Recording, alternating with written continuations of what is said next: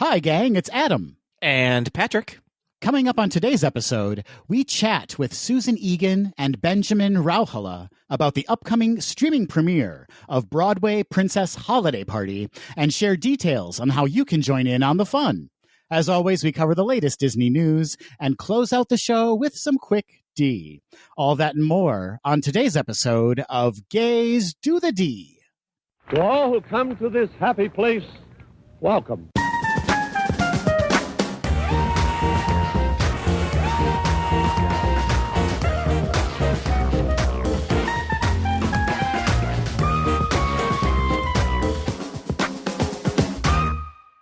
Patrick, curtain up Kazuki. Ooh, Adam Aurora Hummel.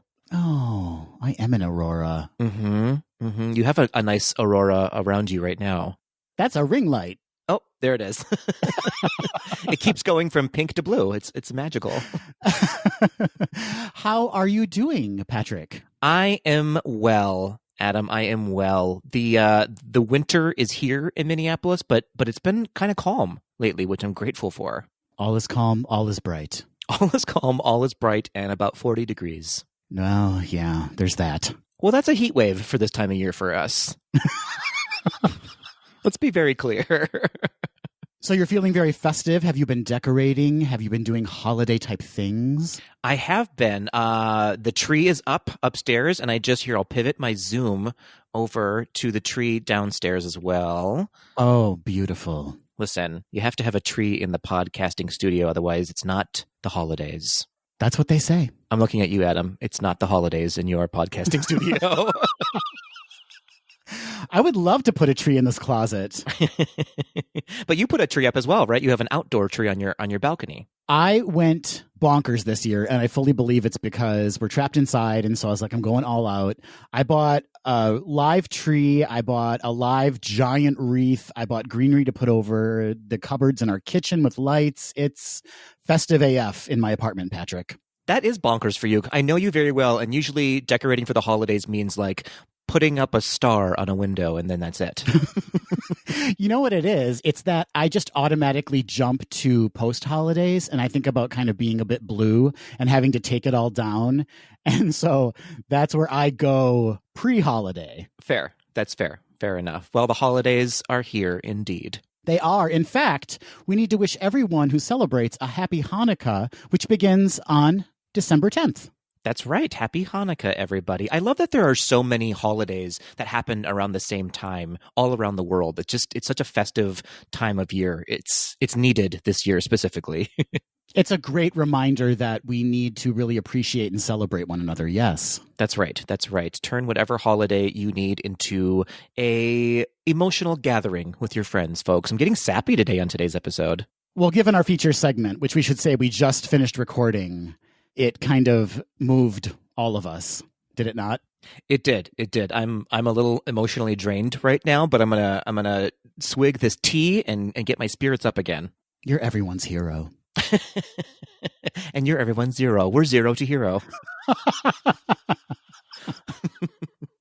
I shouldn't be laughing at that. It was an absolute rip at me, but okay. We have fun. We have fun here on the podcast.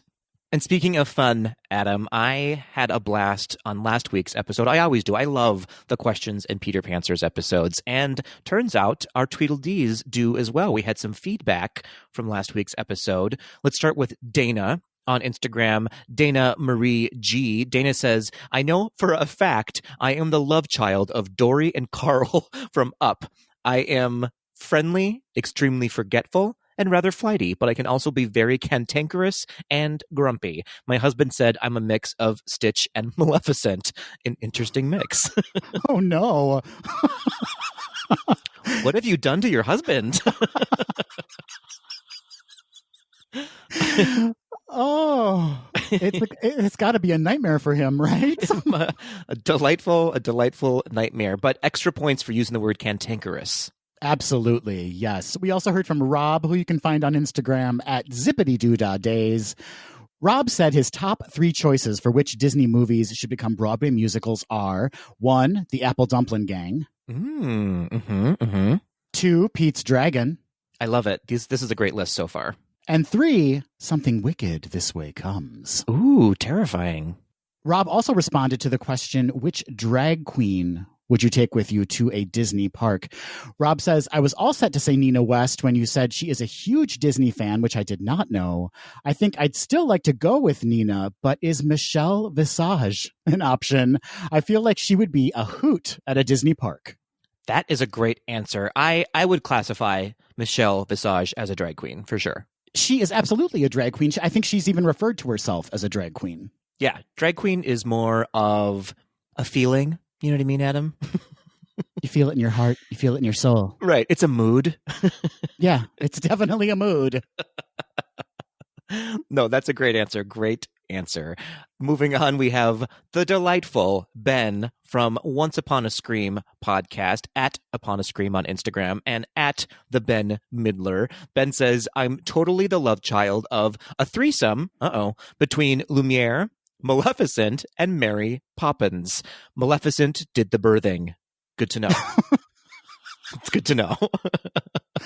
What would a Maleficent birth be like? It's not safe for work. We can't really talk about it here on the pod. It would involve severe weather, though, would it not? It would just be a storm with fire all around. It would be amazing. That's a great answer, Ben. Ben, I need to know what Mikey's decision is. Who's Mikey? Let us know that one, too. Yes, please get back to us and let us know who Mikey is the love child of. And thank you to all of our Tweedles who wrote in with their answers to those questions. And you're right, Patrick. Questions and Peter Pantsers is such a fun segment because it really gives us a chance to connect with our listeners and really have some fun in the feature segment, too. Like, it is delightful because we learn stuff about each other, too. We do. Yeah, it's super fun. So keep sending us those questions. We save them for future episodes. So never stop sending questions. Well, we've already talked about one of our sister podcasts, Once Upon a Scream. Mm-hmm. Let's turn to another sister podcast of ours, the Disney Buzz. They had us on as guests, Patrick. They sure did. We had so much fun with them. JT and Melanie are a delight. They really are. We were on season 4, episode 4, entitled A Tangled Toy Story. Super fun. We got to talk all about Toy Story and Tangled, both of which just had a major milestone anniversary this year. We talked about Tangled. We talked about Toy Story. We talked about what we're most thankful for in the Disney parks. It's true. We drank. We got a little tipsy. It was such a fun conversation, and their passion and enthusiasm for Disney is contagious. Yes, it's super fun to be a part of this Disney podcasting community where we have Once Upon a Scream on one hand, who are a little raunchier than we are. They're an absolute delight, though, and they're across the pond. We have us, who are sort of in the middle of Once Upon a Scream and the Disney Buzz. The Disney Buzz brings such a positive, lighthearted energy to the podcast community. They're just an absolute delight. You sound like we're centrists, but we're not. We have opinions, folks. We do have opinions. But thank you to Melanie and JT for having us on the Disney Buzz, and be sure to check out that episode. It is a delight. It is an absolute delight. Speaking of delights, Adam, I have 3 delightful stories to talk to you about today on This Week in Disney History. Throw them at me. Here they come. So 7 years ago, Adam, on December 9th, 2013, the soundtrack for Frozen was released with songs, of course, by Kristen Anderson Lopez and Robert Lopez. The soundtrack spent 13 weeks at number 1 on the Billboard charts and would spend a total of 33 weeks in the top 5. That is bonkers. Bonkers for so many reasons, for it being a Disney princess movie that has a soundtrack in the top 5, not only just in the top 5, in the top 1 position for that long is pretty incredible. Do you want to know what my favorite song is on that soundtrack? Is it the end credits? I don't know. Knowing you, it's going to be something really random and obscure. That is actually absolutely true, yes. And you're kind of right. Yeah, it's a song called Let It Go. Oh, totally random. Nobody would have thought that. I'm sure a lot of you haven't heard it, but I would encourage you to check it out. It's a bit of an earworm, yes, but it bops, Patrick, it bops. It does bop. It does bop. There was that moment, and I guess it was for 33 weeks in a row, that in history, if you remember, like, you could not escape Frozen. It was absolutely everywhere, specifically the songs. Yeah, I'm certain some parents are still dealing with that whole situation. Kids cannot let it go, ironically enough. No, kids and gays can never let it go. We do hold our grudges. Is that what you're talking about? That's exactly what I'm talking about. Let it go, Adam. Let it go. Lord. Well, moving on. 28 years ago, on December 11th, 1992, The Muppet Christmas Carol was released, starring Michael Caine as Ebenezer Scrooge. So this was the fourth feature-length Muppet movie in the franchise, and the first to be distributed by Disney. And of course, it was the first to be released after the passing of Jim Henson. It did okay in the theaters, but it did have to compete with Aladdin at the time, which was released just over a week prior. So that's some pretty heavy competition. And of course, today it's a fan favorite for both Disney and Muppet fans, and it is regarded as one of the most accurate representations of the Charles Dickens novel A Christmas Carol. Must watch every holiday season, right? I can't believe we haven't covered this movie yet. That's an excellent point. We have not even whispered about A Muppet Christmas Carol. I guess we've whispered a little bit, but we haven't shouted about it yet. Do you have a favorite song, scene, or character from A Muppet's Christmas Carol? I do, and I'm mad about it because it's the song that was cut from the movie after it was released. So beautiful. You're talking about the scene where Ebenezer's looking back on his lost love and singing that very beautiful, sad song. Yes, I believe it's called When Love Is Gone, I think, something like that. Oh, that is so moving. Yes, I remember when I watched it. I was very young, Adam. You were a lot older than I was when it came out, and that song imprinted on me so much that you can't really find it today, and I still can hum the melody to it for sure. When love is gone or lost? I can't remember. I just don't want you to sing it. No, it is such a moving moment, and yeah, it imprinted on me despite the fact that I was 56 when the movie came out.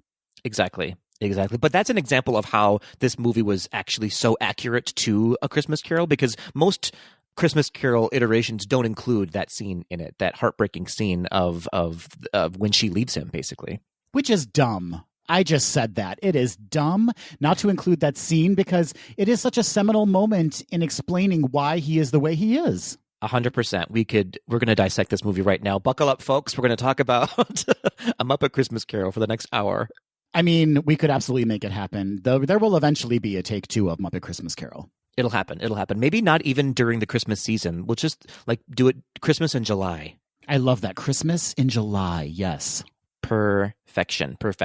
All right, so moving on to our last item on This Week in Disney History. 35 years ago, on December 9th, 1985, Pixar was officially incorporated in the state of California.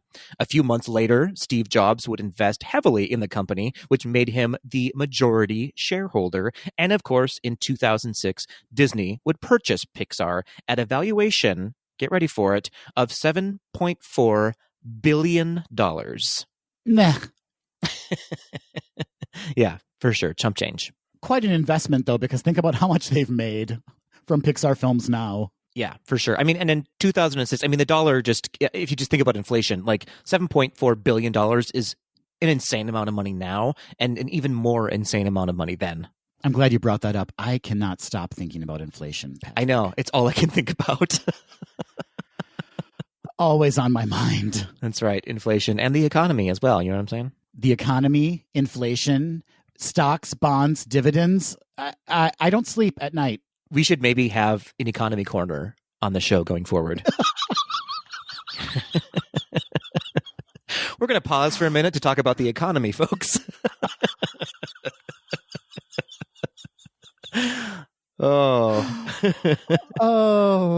Get some guests on. We might gain some listeners. We might move up to 12 people listening to the episode.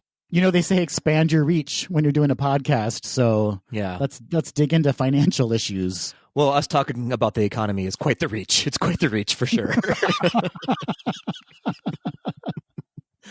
Oh, dear. Well, Adam, that was This Week in Disney History.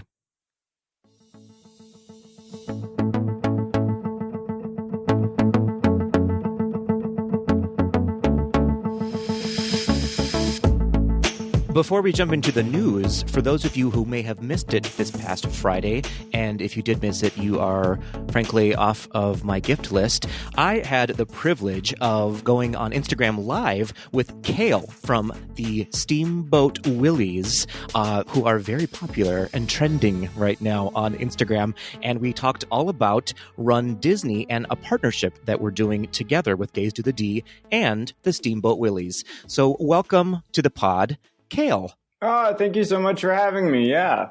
It is our pleasure. You're a longtime listener, first-time guest. That's true. I don't know why I'm a first-time guest, but yes, this is my first time. Well, I think you know what you did. So, Kale, we talked all about Run Disney this past Friday on Instagram Live, and we unveiled a Run Distance program that we're doing together. Talk to us a little bit about that partnership. Yeah, so one of the things that always has bonded Patrick and I as friends is our love for Run Disney. We were both pretty devastated, like a lot of people, when Marathon Weekend in January of 2021 was canceled. We understood why. Everybody wants to remain as healthy and as distant as possible. I think that it kind of was a letdown. Patrick and I did plan on seeing one another, on running the races together, that sort of thing. So we had this idea when we were running the November Wine and Dine races virtually in our hometowns to hopefully find a way on Instagram to bring people together so we don't feel so alone, but at the same time, be safe, take social distancing measures as best as we could, but also still promote, positivity and giving and, togetherness in a way for the holidays and, just a way for us to be together when we can't be. Exactly. We both discovered that we were really happy that Disney was still holding the Run Disney events, though virtually, because, listen, who doesn't love those medals? But something that pulls people together and draws them into Run Disney is the connections that you make, the friendships that you make while you're there. And that obviously is missing this year. And so, as Kale was saying, we really wanted to find a way to tie in that aspect of social distancing, but yet connected together as a community, right? Yeah, absolutely. And then, the more we talked about it, it became something that we got really, really proud of when we started to develop a concept. And then, we had some great ideas to ask people, that were doing these runs, to dress up as their favorite Disney character and take a picture. And then it evolved from there to, us wanting to take the opportunity to, raise money and raise awareness for different charities and such. So one thing we got super excited about was this slogan we came up with, which is a huge stretch. It's called Run Distanced. Heyo. Yeah, I think that was my idea. Wait a minute. Pretty sure. I'll give it to you. You don't have a lot going on right now. So Okay. All right. But so that was sort of what this project became known as via text message, was Project Run Distanced. And so that is going to be the official hashtag of this virtual Instagram event. I love it. It's kind of like how we are not canceling the holidays. We're just changing the holidays a little bit. We're not canceling Run Disney. We're just changing it a little bit and turning it into Run Distanced. Right. Run Distance with a Times New Roman D.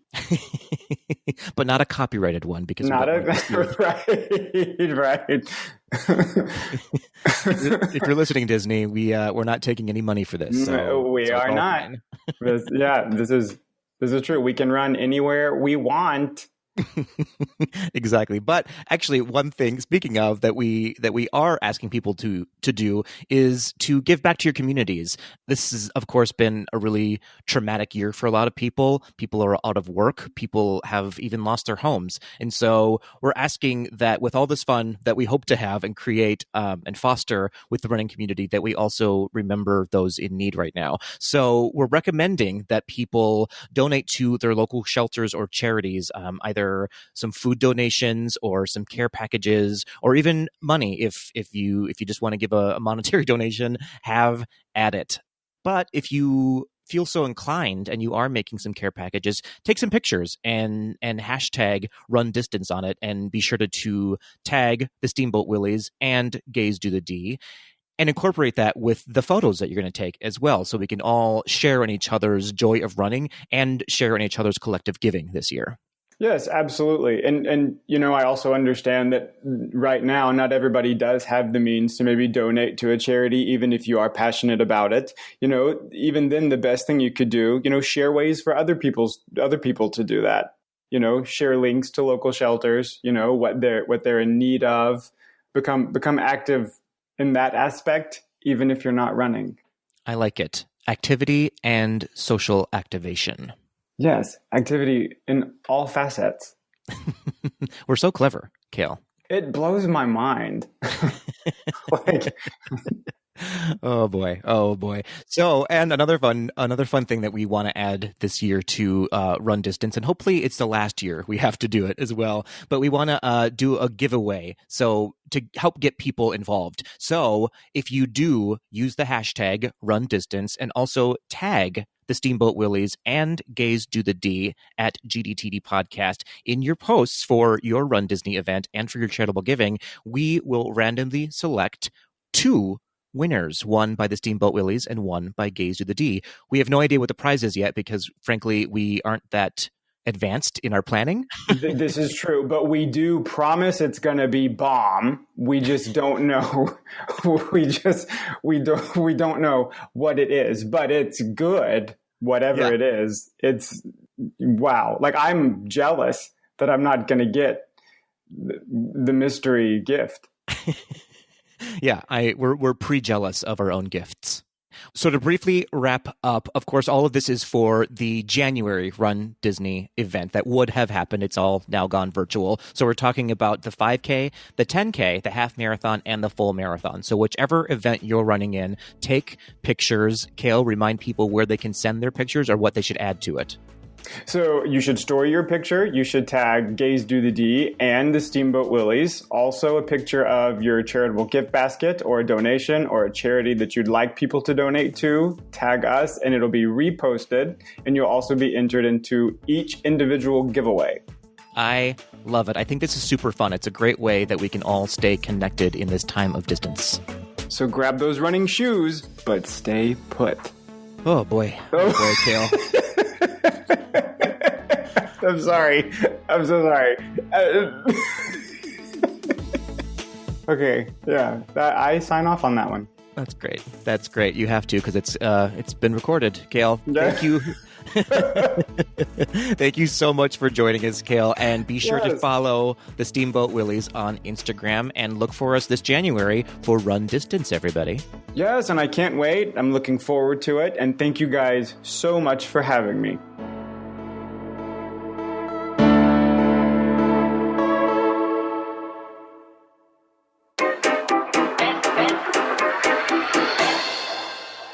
The countdown to Disney executive chairman and just plain handsome guy, Bob Iger's final year with Disney has begun, and that means it's time for him to drop some hints as to what his next gig might be. In a recent interview with Bloomberg TV, Iger stated that he would consider a role in the administration of incoming U.S. President Joe Biden if the right position came along. Iger stated, quote, "Giving back in some fashion, serving our country in some fashion, is certainly something I would consider seriously, but a lot of it would depend on what it is, what the opportunity is, and whether I thought it would be something that I would both be stimulated by and be good at," end quote.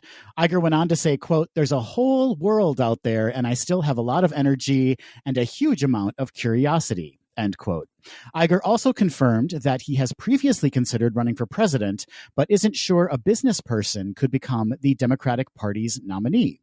Iger noted, quote, "You don't consider running for president without being a true idealist. It takes a lot of idealism to generate the emotional energy and probably the physical energy, too, to do something like that, to even think that it's possible. But at some point, realism sets in as well and must set in," end quote. So there we have it, Patrick. Confirmation from Bob Iger that he was considering running for president. But as many greats who are considering running for president do, they realize it's just going to be too much and they decide not to. Very smart. Yeah.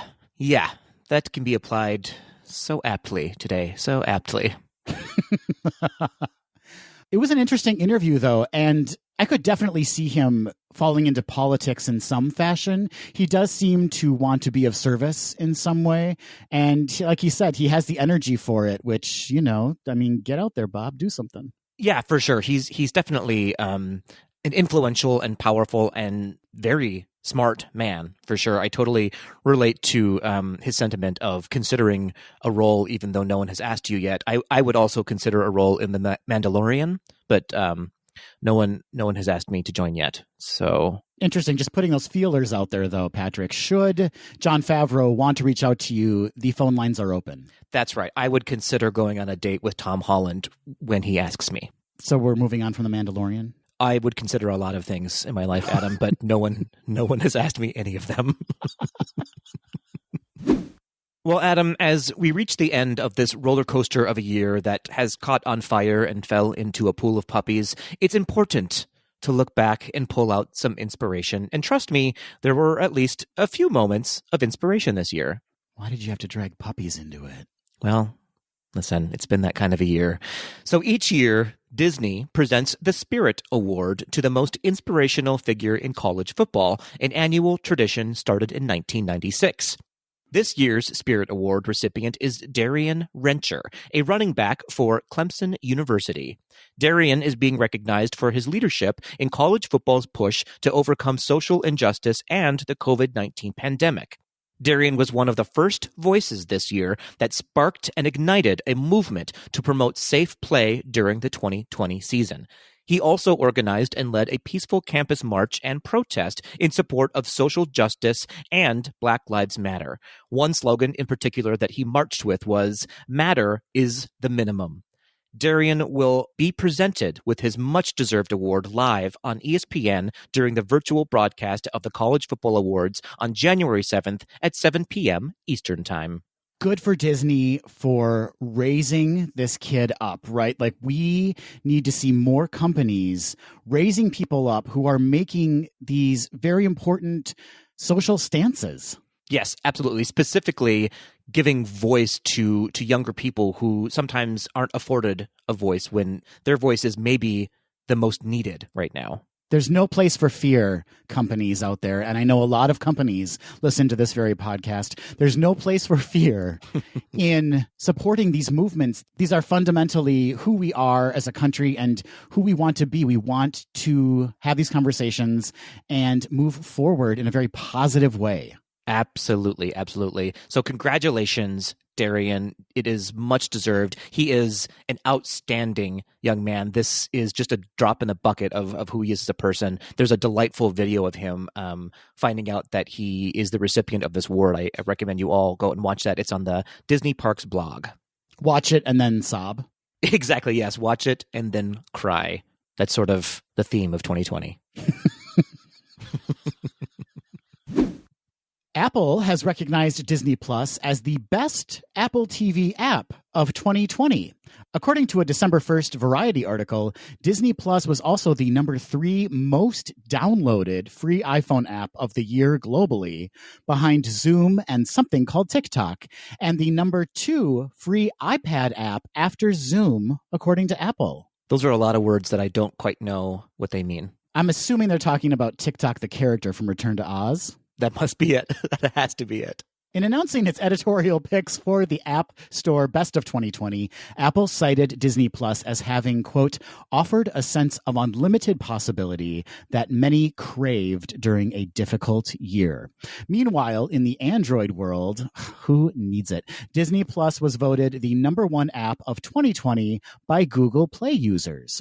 The Apple-picked awards are meant to highlight partners and developers that contribute to the tech giant's massive App Store haul. Patrick, I was so surprised when I read this story. I had no idea that Disney Plus was doing so well. Like, it was just so shocking to me. There are so many apps out there, but yet here we are, Disney Plus, a little over a year after it launched here in the States. It is crushing it. Crushing it, killing it, leaving it on the street, and running it back over it again. Do you want to throw puppies into this story too? Like, what's going on with you today? I do. I'm violent today. I don't know what to tell you. Disney is rounding out the 40th anniversary of its partnership with Make-A-Wish with the release of its latest collection of Disney Parks Wishables. This new collection is themed to the magic carpets of Aladdin, with the magic carpet, Jasmine, Aladdin, the magic lamp, and of course, the ultimate wish granter, the genie. The Genie Wishable will be sold as a standalone purchase, and the magic carpet, the magic lamp, Jasmine, and Aladdin will come in a mystery pack. The collection will be the final collection in the trio of product releases promoting Make-A-Wish this year. The first, of course, was the Wishes Come True Blue Color Collection, and last month we had the Mickey Mouse Make-A-Wish plush. So far, sales from the first two collections have raised over $590,000 for Make-A-Wish. And, hold on to your carpets, 100% of the purchase price sales from this new Wishables collection will be donated directly to Make-A-Wish.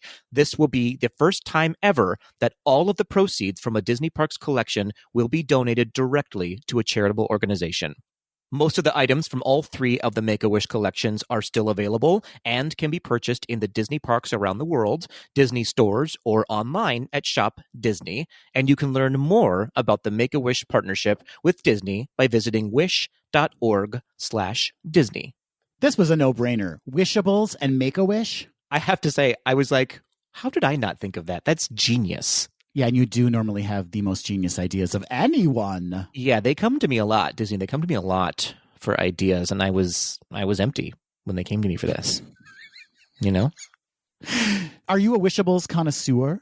I'll tell you what, I bought 3 packs already, so...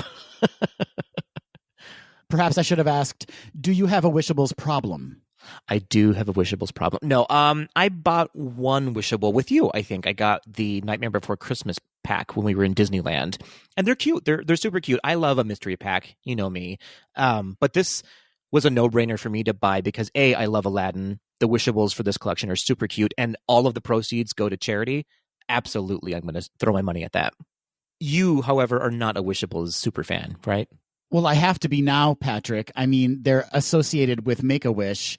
I don't like being boxed into this corner. Yeah, I could have phrased that. You, however, are not a fan of giving money to charity via purchases, right? Last week, Disney announced a change to its D23 membership plans. Starting on January 1st, 2021, if we get there, the new Gold Membership Duo plan, priced at $129.99 per year, will provide the benefits of a D23 Gold membership with the opportunity to add a second D23 Gold member for the current price of a D23 Gold family membership. In short, the Gold family membership is a thing of the past and is replaced with the Gold membership duo plan.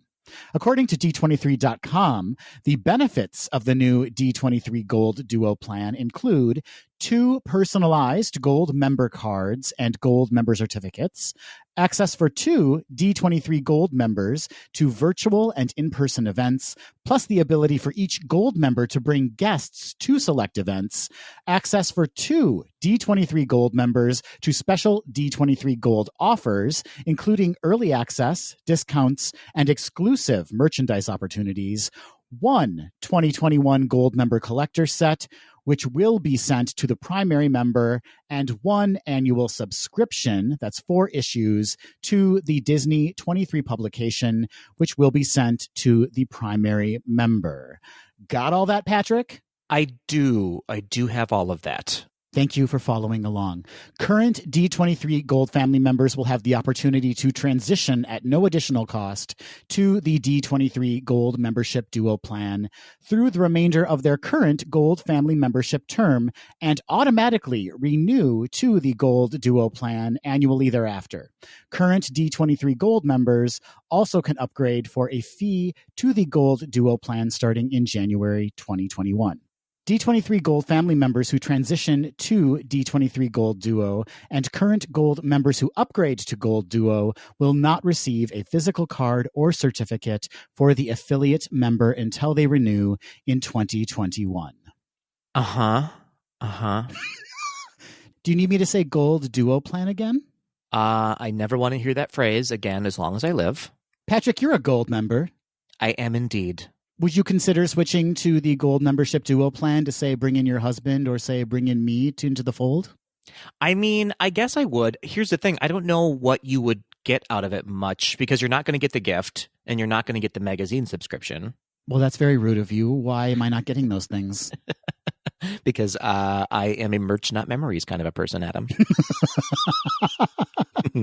Yeah, I'm not seeing the cost benefit of this for a friend, I must admit, especially now in quarantine, especially now if you live in Minnesota where we aren't near a place where you can go to those special events. We only really have access to the online content right now. And most people can see that anyways for free. So I'm not seeing a cost benefit for adding someone on right now. Why don't you just come out and say that you don't want me to be a part of this? I thought I was, and I tried to be a little under the radar with it, but apparently you need me to spell it out for you.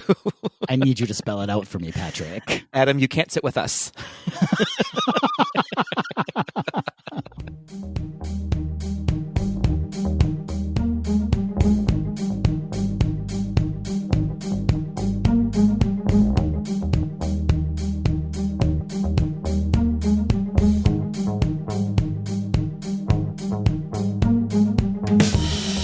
As we mentioned at the top of the episode, Patrick, we are deep into the holiday season now. We are ready to celebrate. Celebrations. That's how some people say it. That's how I say it when I'm excited. And as everyone knows by now, holiday celebrations are looking a little bit different this year. A lot of screen time for those celebrations. That's right. I keep saying it over and over again. We're not canceling the holidays, everybody. We're just altering them. We're pivoting the holidays a little bit. And in that vein, we're all sort of looking for some extra inspiration, something extra magical that we can incorporate into our lives this holiday season, since a lot of us certainly can't be with our families right now. That's right. And have we got something magical for you?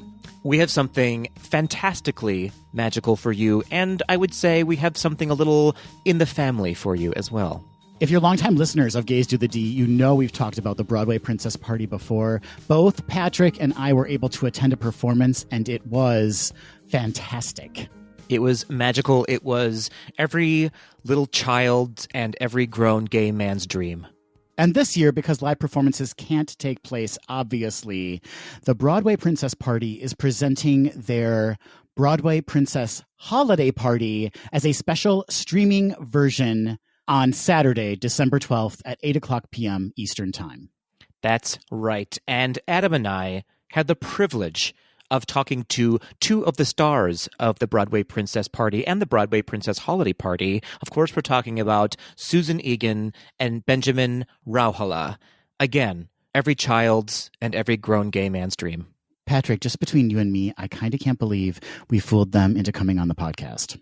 Yes. When I say we got to speak to them, I mean we tricked them somehow into talking to us on the podcast. Absolutely a dream come true. For those of you who don't know, Susan Egan is well known for her work in theater, film, television, and music. She received Tony Award and Drama Desk nominations for Best Actress as the original Belle in Disney's Beauty and the Beast on Broadway. She also headlined on Broadway as Thoroughly Modern Millie. She won critical acclaim as Sally Bowles in Cabaret and starred in Triumph of Love and State Fair. But that's not enough, Patrick. Mm-mm. Regionally, she starred alongside Carol Burnett in Putting It Together and Tommy Tune in the national tour of Bye Bye Birdie, and developed works at Yale Repertory, Baltimore Center Stage, South Coast Repertory, and the Mark Taper Forum. And she also had the audacity, Adam, to have such film credits as 13 Going on 30, Gotta Kick It Up for the Disney Channel, and many award-winning independent films. And let's be very clear, Adam, she voiced Meg in Disney's Hercules. What on earth? What on earth, Patrick? How very dare she? How very dare she? She also voiced Lynn in Spirited Away, sang Angel in Lady and the Tramp 2, and currently voices Rose Quartz and Pink Diamond on Cartoon Network's Steven Universe. Incredible. Beyond that, she has over 40 recording credits from Broadway cast albums to film soundtracks, including her seven, Adam, solo CDs. I have 6, and I thought that was a lot. I don't think that's accurate. Susan has also been taking stage in the educational arena, presenting masterclasses at universities and conservatories across the U.S., Europe, and South America. Susan has also presented her hybrid education performance program called On Stage with Susan, which combines her masterclass with a concert performance alongside the students. Amazing. She is quite simply an incredible human being. And could not have been more kind and gracious in sharing her time with us. Exactly. But not only, as I said, did we talk to Susan Egan, we also talked to the delightful, the multi-talented Benjamin Rauhala, who is Broadway Princess Party's musical director and fairy godfairy. That's right. He worked on the music team for both Bartlett Sher's Broadway revival of Fiddler on the Roof and the Broadway production of Duncan Sheik's American Psycho during the 2016 season. That's notable, Patrick. He was doing both shows at the same time. It's true. And I had the privilege of seeing that revival of Fiddler on the Roof when it came through Minneapolis, and it was incredible. It's one of my favorite shows of all time. It's absolutely beautiful. Beyond that, he's maybe best known for his work touring the country as the music director for Jeremy Jordan, the Tony-nominated star of Broadway's Newsies and the CW's Supergirl. He also tours with Nashville star Kyle Dean Massey, Trial and Error star Krista Rodriguez, and with Next to Normal Tony nominee Jennifer Damiano. And all the gays are going to love this next mention. He previously served as music director for Hit List, the meta-musical from the NBC television show Smash, and is an original programming producer at Feinstein's 54 Below, where he has created dozens of sold-out concerts, including the Broadway Princess Party series with Tony nominee Laura Osnes, and the Broadway Loves series that has famously honored Britney Spears, Demi Lovato, Celine Dion, and many more beloved pop icons. Just go on YouTube and look up 54 Below. You're going to see some amazing performances, most of which were directed and created by Benjamin.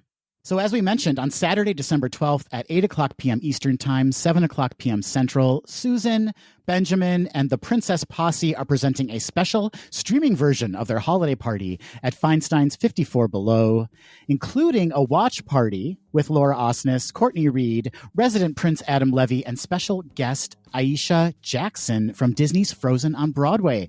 Tickets are $25 and can be purchased by visiting 54below.com. The concert will be available to stream on demand for 2 weeks after the premiere as well at broadwayworld.com.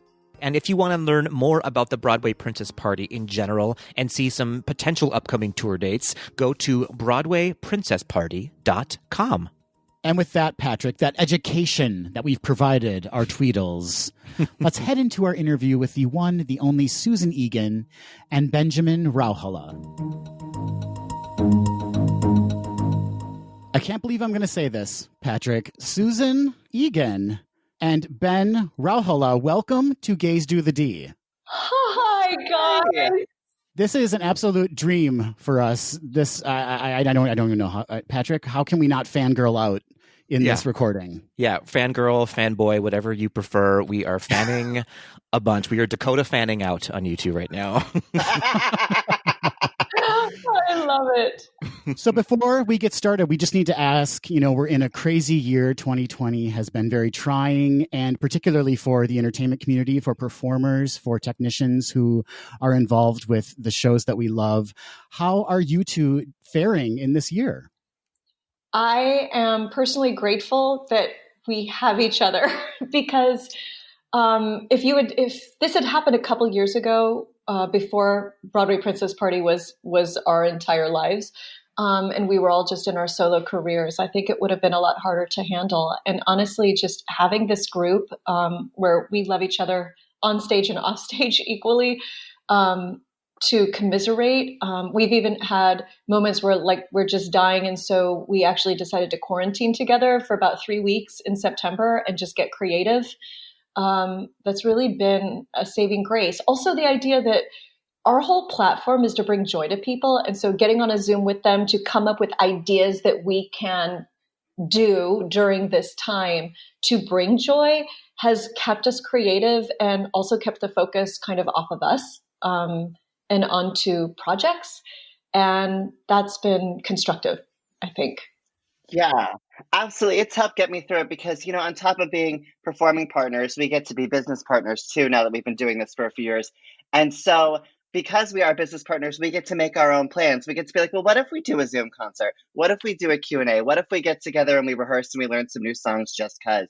And so when we get to that point where I would normally feel creatively stuck, we get to get on a Zoom call and be like, what can we create together? What can we make that will bring joy to other people, but also like enliven our spirits and make us feel like our careers are not dead in 2020.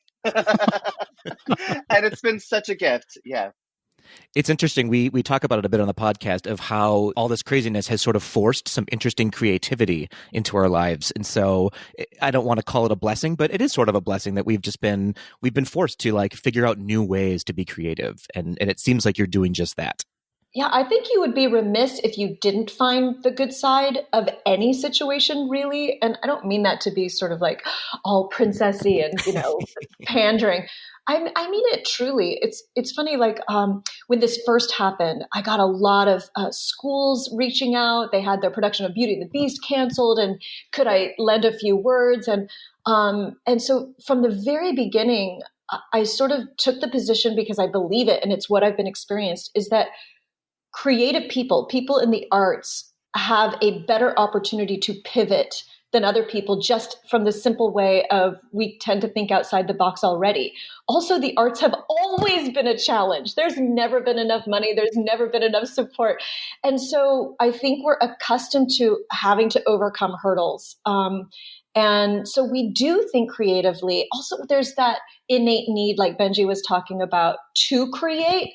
And like, you just really can't stop it. Nothing can stop that in a person sort of in the arts. And so I was always challenging these kids to, don't stop your creativity. It's going to look different, but use your voice, use this technology, which you understand so much better than I do anyway, and make something and send it out there. There are people who need their spirits lifted, and it's still within your realm of possibility to do that. Ooh, all of our listeners are nodding and saying, "Yas, Queen," right now. Yes. Yep. So before we dig into the Broadway Princess Party, we have to ask. We ask this of all of our guests: what your Diz stories are, what your history with Disney is, outside of course, we know your connection with Beauty and the Beast and Hercules and the Broadway Princess Party. How did you sort of did you grow up with Disney? What's your background? Ben, do you want to start with this one? Oh gosh, yeah. I mean, so before I could talk, I was drawing, and so I was drawing mermaids and Belle, and also Mary Poppins, and so I was really into that. I remember my third birthday, I got a Beauty and the Beast cassette tape. My fourth birthday, I got a Beauty and the Beast one, and so I was very engrossed, very into it. I was like, and my parents let me have dolls because that was like my people. So I had like my Ariel and Belle doll, brought them to show and tell. I was that person, and when I was 7, I went to my first Broadway show. My grandmother brought me, and it was Beauty and the Beast. And when I saw it, my reaction was that I saw it, and I was like, I want to play piano. And so actually, I'm in my parents' room. In this spot, there was a chair here, 2 chairs, and I would drape a blanket over it and pretend to play the piano to home over and over and beg to have piano lessons. And that is how I got started with the piano, and it was all Disney and all that one. And, and by that one, I mean, I just pointed to Susan. You can't hear me do that on the podcast. So that is what my Disney beginning was, for sure. Isn't that crazy? That's amazing. Isn't it crazy that first of all, that I just owe this entire chapter of my career, which by the way, is one of the happiest I've ever had, to like Benji's parents who rock my world, that they, bought him an Ariel and a Belle doll and like let him drape that blanket over those chairs to play piano for me. That 7-year-old changed my life. Isn't that amazing? Like how the world works. My Disney story is that I grew up in Southern California, about 15 minutes away from Disneyland. And I had, back in my day, I had my 45 like records that I was obsessed with Cinderella's blue dress. And I just kept dreaming that like I would wake up the next morning and that blue dress would be underneath my bed. It never was, but I would play that little 45 record all the time. And then my mom would once a year wake up the kids on a school day and say, today you're not going to school. Today we're going to Disneyland. We never knew when it was going to happen, but we would miss school for a day and we would go to the park. And I thought my mom was the greatest thing since they put the pocket in PETA. But it was really like, now that I'm a mom, I'm like, I totally know that she woke up that day. She had not planned it. And she wanted to not do any of the things that she had to do on her list. And she loved roller coasters and she hated waiting in line. And so she wanted to go to the park and she would drag her 3 kids along with her. And I would see the parades, and I had no idea that I would grow up and work for that company. But it definitely was like always a dream thing. I was dreaming of that dress. I was dreaming of those songs. And then I would get these surprises of the immersion into Disneyland once a year. There were no annual passes back then. It was a really special thing to go. It's so touching to hear that you both have a connection to Disney. Patrick and I are obviously huge Disney fans. And Ben, much like you, my very first Broadway show was Beauty and the Beast. And I got to see, yes, Susan. And I can't really talk about it that much because I feel like I'm fully going to start sobbing. So we'll get back to Beauty and the Beast in a second. But let's talk about Broadway Princess Party. Patrick and I had the pleasure of seeing it in 2018 when you came through Minneapolis. It was an absolute delight. If anyone out there is a fan of Disney songs, and who isn't a fan of Disney music, this is the show for you. And obviously with a pandemic going on right now, there can't be live performances, but the premiere of the Broadway Princess Holiday Party is Saturday, December 12th. What can you tell us about the show and the watch party as well? Gosh, well, the show is a lovely mixture of our favorite holiday songs, many of them princessified, and then, of course, our favorite princess songs, because, with Susan, Courtney Reed, and Laura Osnes on stage, you couldn't have them. You have to have them hit the iconic princess numbers. But we filmed it at Feinstein's 54 Below, which is where we had our first ever party 5 years ago.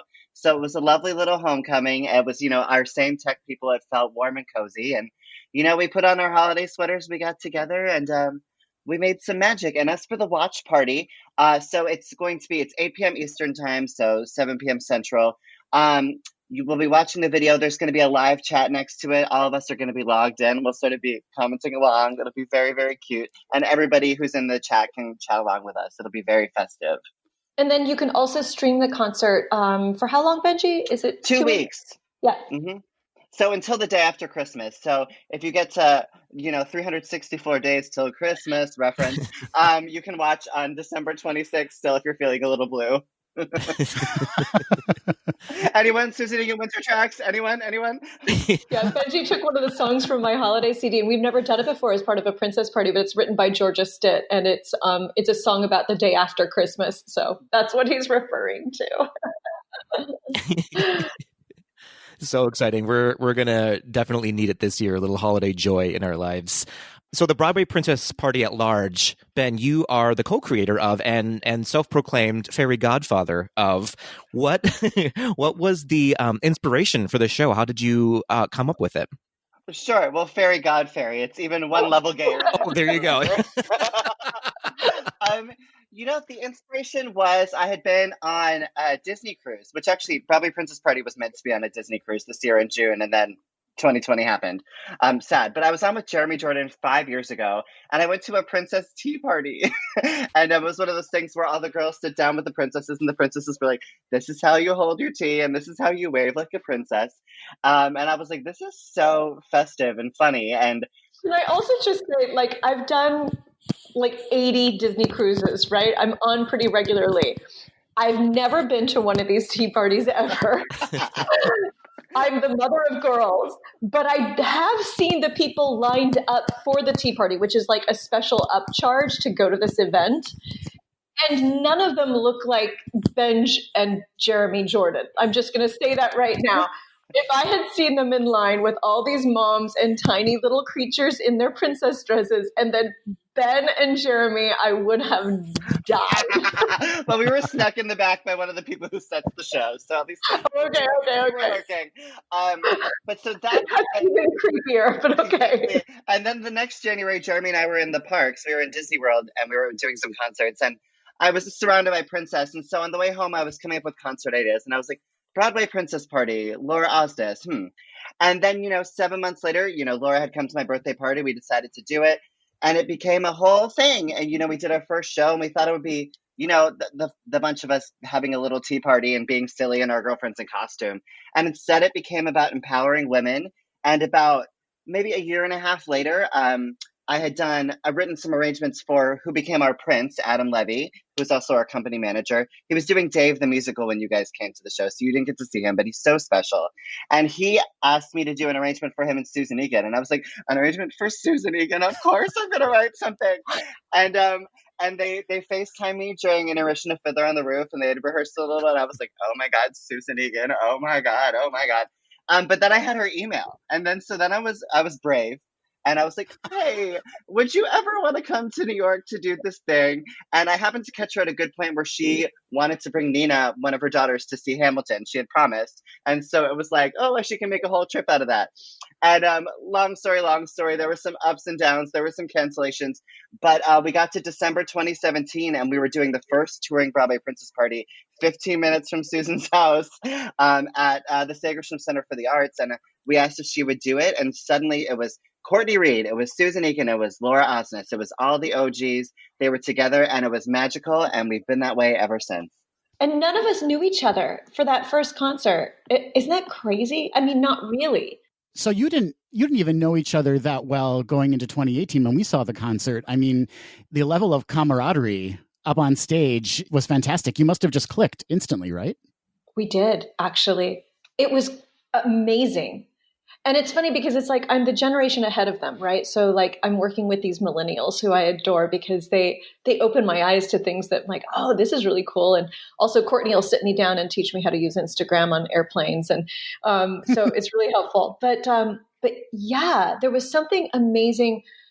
Reggie was talking about, I was supposed to do one of their concerts in New York, and my husband had very last minute surgery and I had to cancel. And so I couldn't do that, but I did end up taking Nina about a month later to New York to see Hamilton. And Benji said, well, why don't we get together and just do a music video? And so he brought all the ladies in, and I remember just sort of sitting in the back of the house at 54 Below, where we were going to film, and I'm watching Laura work, and Benji's at the piano, and Laura is corralling all the ladies. And I just thought, like, okay, I know of Laura Osnes, like I know her brilliance on stage, but she's so smart and she's a good director, and she's like, it just made me so happy. I'm like, oh, she is all that and a super brain as well. And so it's really fun working with her. Courtney is the girl that keeps us laughing and light. And then all of a sudden, like 6 months into working together, I realized she is a genius at merchandise. I'm like, oh my God. So we do all really even each other out. There's a lot of respect. And there's just a lot of appreciation and gratefulness. And it is an offshoot of this idea of Benjamin's, which was, this princess party, which I know he thought was going to be this fun, kitschy evening. And Laura puts it really well when she says, to get to be on stage with a bunch of women with whom I'm usually placed in competition against. Not only that, there's like this public sort of wish, not anymore, I don't think, certainly not with us, but in the past of like, well, what do you think of Carrie Butler? What do you think of Paige O'Hara? What do you think of, like, everybody wants to hear me say that Emma Watson was terrible in the movie. Like, they want me to say things. I'm like, but she wasn't. I thought she was great casting. And women really are supportive of one another, but we never get to show it. Also because there's one girl per show. And so I don't get to work with Courtney. I don't get to work with Laura or any of these women who would be playing these roles because we, even though we're different generations, but philosophically we would be in competition with each other, but we're also different. And so to get to be on a stage and to sit upstage of Laura or Courtney while they're singing Journey to the Past or Colors of the Wind, and to just be tearing up myself because they are so amazing. even though I'm looking at their backs, they're still amazing, is such a joy. And I think it's why this is my favorite thing I've ever done. I've never had the opportunity to sort of to love on my fellow women creatures and to also display that it's okay to love on each other, and that we're different and diverse, and that if it's okay for us, it's okay for you, and just kind of take this, I don't know, take the negative out of the word princess. We're not spoiled. We're really kind and courageous, and everybody in that audience is too. I really believe it. It sounds silly, but it's just a little show, but we really believe in what goes behind it, and it stems from who we are as friends. And I do have to say that Susan immediately made us stronger and better, because she came to us. Laura and I didn't even know how much the wisdom there was there. And it was like, we did one performance and Susan was like, I have a couple of thoughts. And she had like these really, really simple notes that totally turned the show way on its head, because she has so much perspective. She's one of the smartest people I've ever had the opportunity to work with. I know she'll joke and be like, it's because I'm wiser, I'm older, this and that, but she is just an absolute genius. And so Laura didn't even know, we didn't even realize how much better the show could be until Susan did it with us and showed us what the potential was, not just for what she brought to us as a business partner, but just in the design of what the show could be. It was immediately 24 hours after doing it with Susan. It was such a better piece of theater. And that was like, we were like, whoa, whoa, whoa, whoa, whoa. Suddenly there is synergy. This is amazing. It was such a gift. Susan is such a gift. Oh, I love you, Benj. But yeah, but we did all click. By the way, that was the first time Laura had met Adam Levy as well. And Courtney. So Adam was brought. How did Adam end up doing that particular show, Benj? Yeah, so Adam and I were close, and Adam had just done, I'll just throw it out there, the Britney Spears musical with me. I'm not doing it anymore, but I knew that Adam was going home for the holidays, and he went to the same high school that Susan did. And so I was like, are you going to be home? And therefore, are you going to fly yourself and I don't have to pay for your flight? And therefore you can do my show. And that's how Adam became our prince. And it's funny because, so Adam and I went to the same high school, but not at the same time is the joke there. But I had known him since he was like 12, 13 years old. I'd watched him sort of grow up and then move off to New York and do well for himself. And so I was the new girl in the show, but I was the only one who really knew Adam other than Benji. And then to just watch how Courtney and Laura took to Adam immediately was also synergistic. It all happened in that Orange County theater. Who knew? Also, boys, who knew that age 50, I'd be reliving my princess glory? Yes! And as horrifying as that felt at first, I'm actually loving it because so many of our audience members are like moms in their 50s with their daughters in their 20s reliving their VHS glory days. And so the daughters will obsess on Laura and Courtney at our meet and greet, and I get to sit there and chat with the mom, and I'm like, I'm representing, and it's great. It's great to do that, and that if our motto is everybody has an inner princess to unleash, that it sort of forced me, and Benji forced me to kind of get over myself on being 20 years older than the other co-parents. It was us that first year being like, no, Suze, you have to wear the yellow dress in Act 2. The gays need it. I thought that. In fact, you boys didn't. I don't think you saw a yellow dress in Minneapolis. Yeah, I thought that forever and a day. And then also before every show, when we thought it was going to run long, what would I say, Benji? I go, you know what we could cut? Home. She's like, just cut home. And I was like, never! I don't need to sing home. Nobody knows that song. Let's just cut it. Know it and I need it. All of the gays know that song, Susan. Trust me. And Susan, you mentioned, the moms and the daughters, but the gays, Susan, the gays, when we walked into the lobby area for when we saw Broadway Princess Party, there's a lot of preteen girls and their moms, and and it's at first I was like, oh, is this really? Should we be here? Like, is this okay? And then you start seeing the performance, and you're like, oh, we absolutely need to be here in this very moment. And those 13-year-old girls are our new best friends, and we're all screaming and living for the songs that you're singing. I love our demographic because our demographic spans such a world.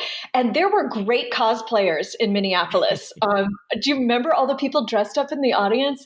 And that was something that I really wanted to encourage because my animation background has forced me to go to Comic-Cons a lot. And so I really started to understand that world. And that some of these dresses rival our Broadway costumes. And I mean, seriously, they're like, wow, that's like better than Ann Hold Ward's. That's, and people spent so many hours and so many dollars on the dresses. And I wanted Princess Party to be another place where they could wear it. But yes, we've got our young girls dressed up. We've got our gays who I love and adore, of course. And one of the big adjustments we made in the show was putting Benji in the center of it. And as much as I fought being a princess at 50, he fought being in the center of the show. He still does to this day. But when we did our first show in Orange County, my husband was there and he's like, the most interesting person on stage is Benji and he doesn't talk enough. And I'm like, I totally agree. And so we shifted the show to tell his story at the very beginning. The Legend of the Fairy God Fairy is his opening number. It's the whole show. And then it circles back around to that by the end of the show. And we get to touch base with him throughout because it's not just the little girls dressed up with their moms. I want the boys with their Barbie dolls. We also get a lot of the kid, the college fangirl, fanboy, college theater students, big time. And I love the dads. The dads who come are just my total hero. It's a great demographic. We kind of reach out to everybody. Let's talk a little bit about normal times, the before times. How does touring work logistically? Like, how do you determine which of the Princess Posse, and by the way, it's growing. I just checked the website and you have so many members of the posse now. I want to know how you haze them. And that's a good question. Nobody's ever asked that. Oh, Benji. I'm immediately going to bobble, like in my head. You're like, I know, like, what did I do to you? No, poor Annalisa. How do you haze them? And then how do you determine who's going to perform at what performances and what princes are going to join you? How does that all work?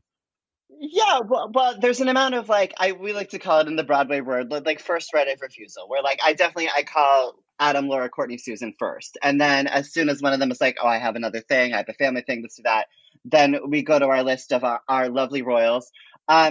Bless our royals. It is often it is trial by fire. Some of them get to have, rehearsal with me in New York City. And then when we put Ariel and Christy into the show, we had a day of rehearsal with the two of them and the other two girls. But Annalisa, she rehearsed with two of the girls without me in LA one time. And then she got flown in the morning of the show and we put her in and, it's trial by fire. And that's really the meanest hazing of all. But I mean, it's just they have sound check and we're doing it. I'm like, all right, girl, we're just going to do the play. And everybody, of course, has always soared. You know what I mean? There's never been oops, it's because these women are so special, it's because it's also the big thing is that all of these women, you have to have a marvelous princess credit. You know what I mean? That's really what we go for. And so the fact is that Disney and, the other princess employing entities trust these women over the years because they are remarkable and special. And each one of them has a different thing that makes them magical and special. But they are all so trustworthy, hardworking, and they dazzle on that stage. So I've never had the hazing is really your first sound check, but I never have to do anything too crazy. I don't know, Susan, what do you think? Oh my gosh, I totally agree. And first of all, we have found women that have the right spirit. And I can't wait till we expand further, which we are right now, to find more ladies. But yes, Annalisa had such a great sense of humor. She was we didn't get a lot of time with her because she's filming Raven's Home, on Disney Channel. So she had a taping the night before, flew in the morning of Bothell. Courtney and I had in, Annalisa's apartment gone through some choreography 2 weeks prior. But it's like Christy and Ariel too. They have in their own, homes just doused themselves with these harmonies. These arrangements from Benjamin are exquisite, but they are hard. And also the thing about Benji, which I love, is that there is no alto, middle, and soprano in our show. every song, he trades off who gets melody. So every third arrangement, I know I'm going to get melody, but every third arrangement, I also know I'm going to sing first soprano or I'm going to sing alto.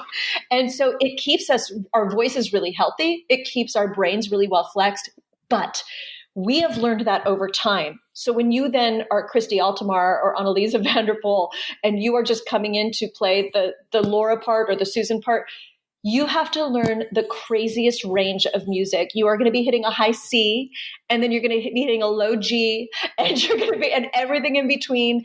And it is trial by fire, and they've all done so well. But oh my, our hearts just go out to them on that first time through because it's so much material, and it's Amazing. Before I get to my next question, I have to take a moment and, on behalf of all the gay men in Minneapolis, thank you for bringing in Adam Jacobs for that performance. Oh boy. Oh, I know. I mean, that voice, like, he opens his mouth and it's just the perfect Disney Prince tone. And obviously he's such a handsome gent. But he's like, you would have loved Adam Levy, but since Adam Levy couldn't be there, we kept it in the Adam family and we called Courtney's next closest Adam. We did. We called it a favor. And then when we hit Chicago, because he's living in Chicago now, he came and he joined us again. He did a show with us in LA. He is so dreamy, is he not? I was sitting next to a friend of ours, Paul, and Adam comes on stage and he goes, "Oh, who is that?" That's Prince Ali, ladies and gentlemen. Yes. Exactly. Well, Susan, you touched on this a little bit, but you have a section in the show where you talk a little bit about sort of graduating from princess to queen. And you sing Mother Knows Best from Tangled. I have to ask you, what can we do? Who do we need to talk to bring Tangled to Broadway with you as Mother Gothel? Oh, well, I think Donna's going to still want to play it. And honestly, I would have to bow down to Donna doing it. But if she didn't want to do it, I will duke anybody else out to play that part. Isn't that a great role, Mother Gothel? And again, this was a song that Benji assigned to me before we really knew each other. And he wanted me to do it in that very first Orange County performance that I did 1,000 years ago, 3 Christmases ago. And I sort of fought it. I'm like, I don't know how well that's going to work live. I don't know. But also I didn't know him, so I didn't want to be like difficult.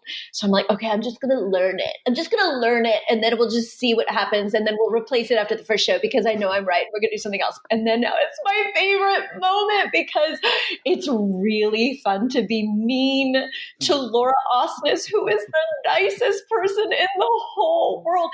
She's also the thinnest person in the whole world. And I literally call her fat in the song. And even Laura's like, wait, what? Like, that's the one thing I'm pretty sure I'm not,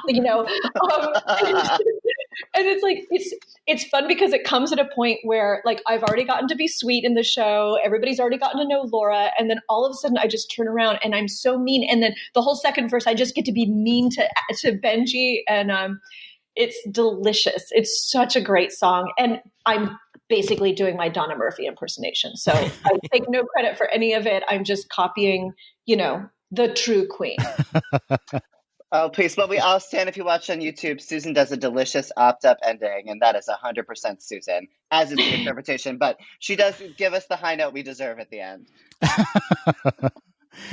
Well, we just came across a social distance parody, Ben, called I Can Go the Distance / Keep Your Distance, right? Which was so brilliant. Can we expect more of these parodies in the coming months? Are we going to be seeing more kind of special videos like that?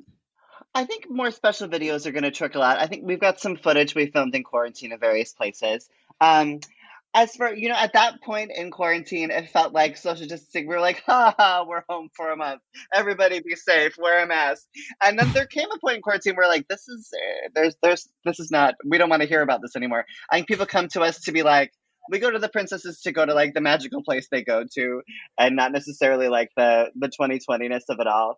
But we definitely throw in a couple 2020 jokes into the holiday party. We slip in a couple moments.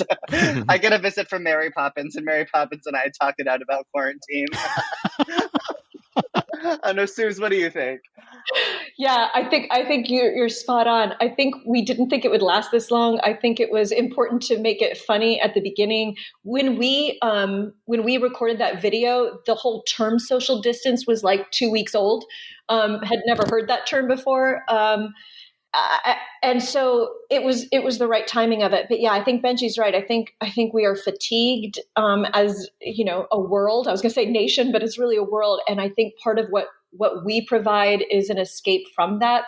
We still definitely nod to it, and we have some of our regular patter about how we arrived at the theater that night that, has shifted somewhat because we just filmed this concert and nobody's in the audience. So, so we look into the camera to see like, oh, there's Cinderella. Oh, there, like all of a sudden it's very 2020. We definitely had some 2020isms in some lyrics for the holiday show. And I don't know. I mean, I think the fun thing about our group is that we can pivot really quickly because there's just, 5 of us. And so when things happen, we can sort of provide that.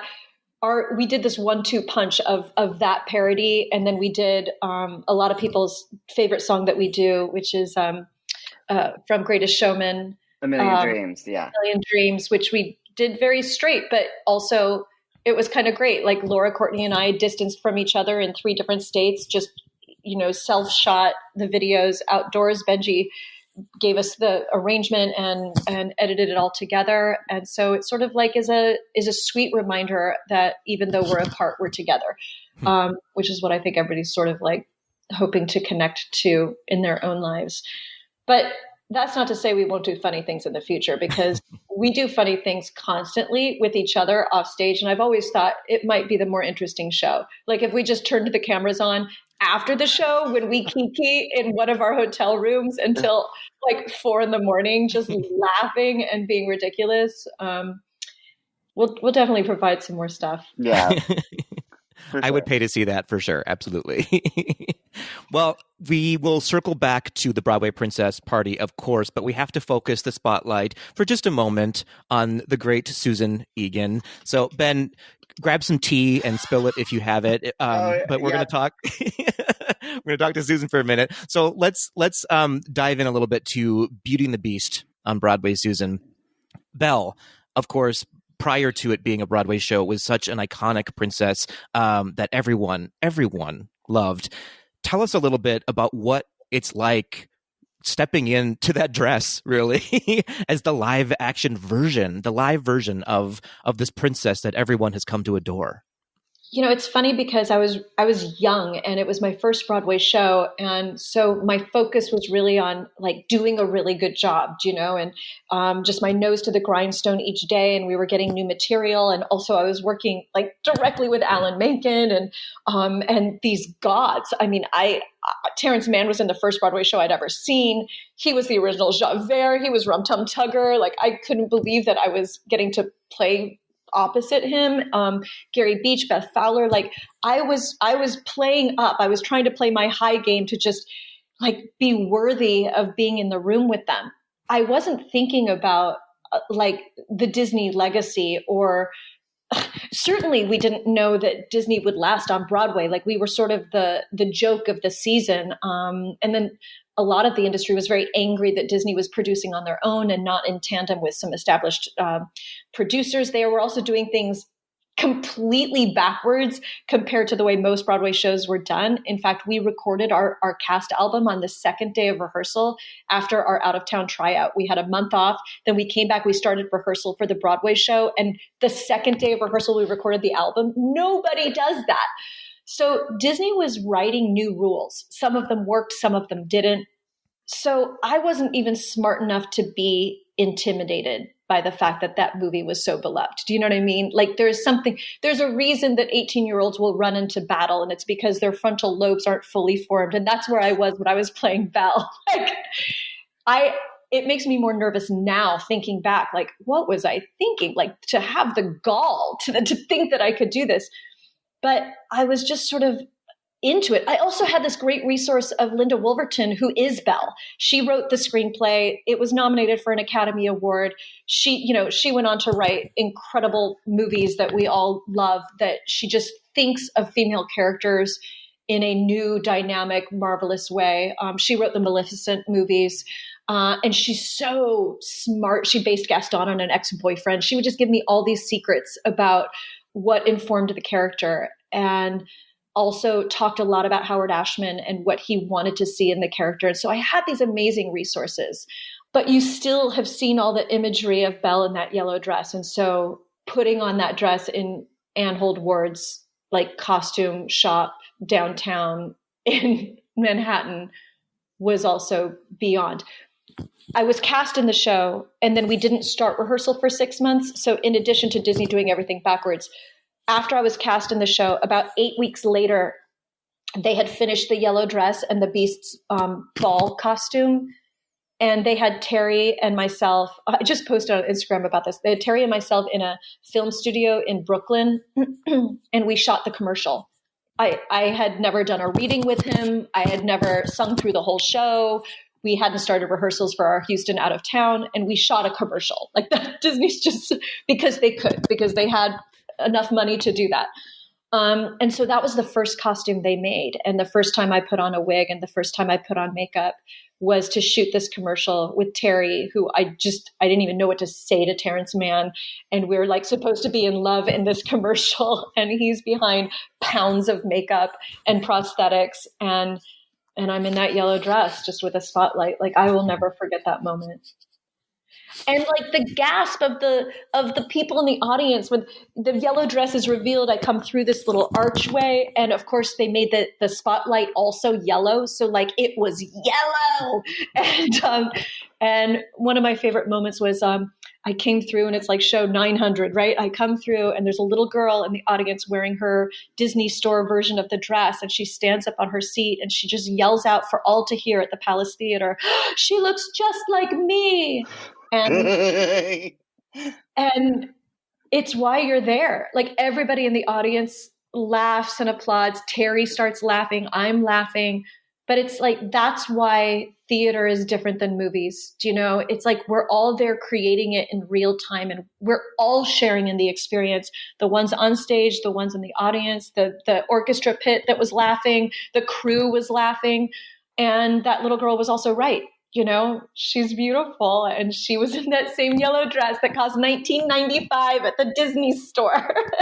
She felt like all that in a bag of chips, and that's what we're trying to create. You know, it was amazing. Oh, magical moment. That little girl was actually me.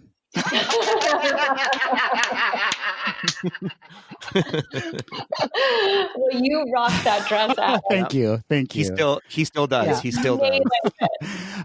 Can I ask you? I don't know if this is going to be triggering, Susan. I don't know where this is going to go. You might shut me down, but because this was Disney's first Broadway production, and you kind of already alluded to the fact that there was some tension in town, or just because Disney was coming into Broadway. Were Michael Eisner and Jeffrey Katzenberg heavily involved in the musical? They were there every day. Wow. Every day, yes. Michael and Jane, his wife, they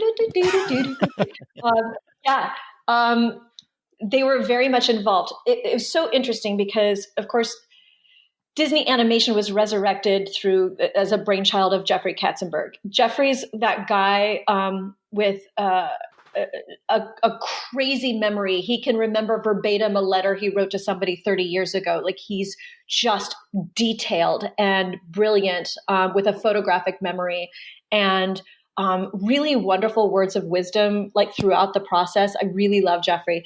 Michael is a guy who minored in theater and had always loved theater, and it just wasn't a direction that his career had taken. But when Rob Roth, our director, went to Disney, he had directed a few things in the park and showed Eisner how much money Aladdin, which had been the highest grossing animated film of all time at that time, how much money Aladdin had made and how much money Phantom of the Opera, the stage production worldwide, had made, which dwarfed how much Aladdin had made. Michael sat up in his chair and went, "Oh, we should be doing theater." And that is 100% because of Rob Roth.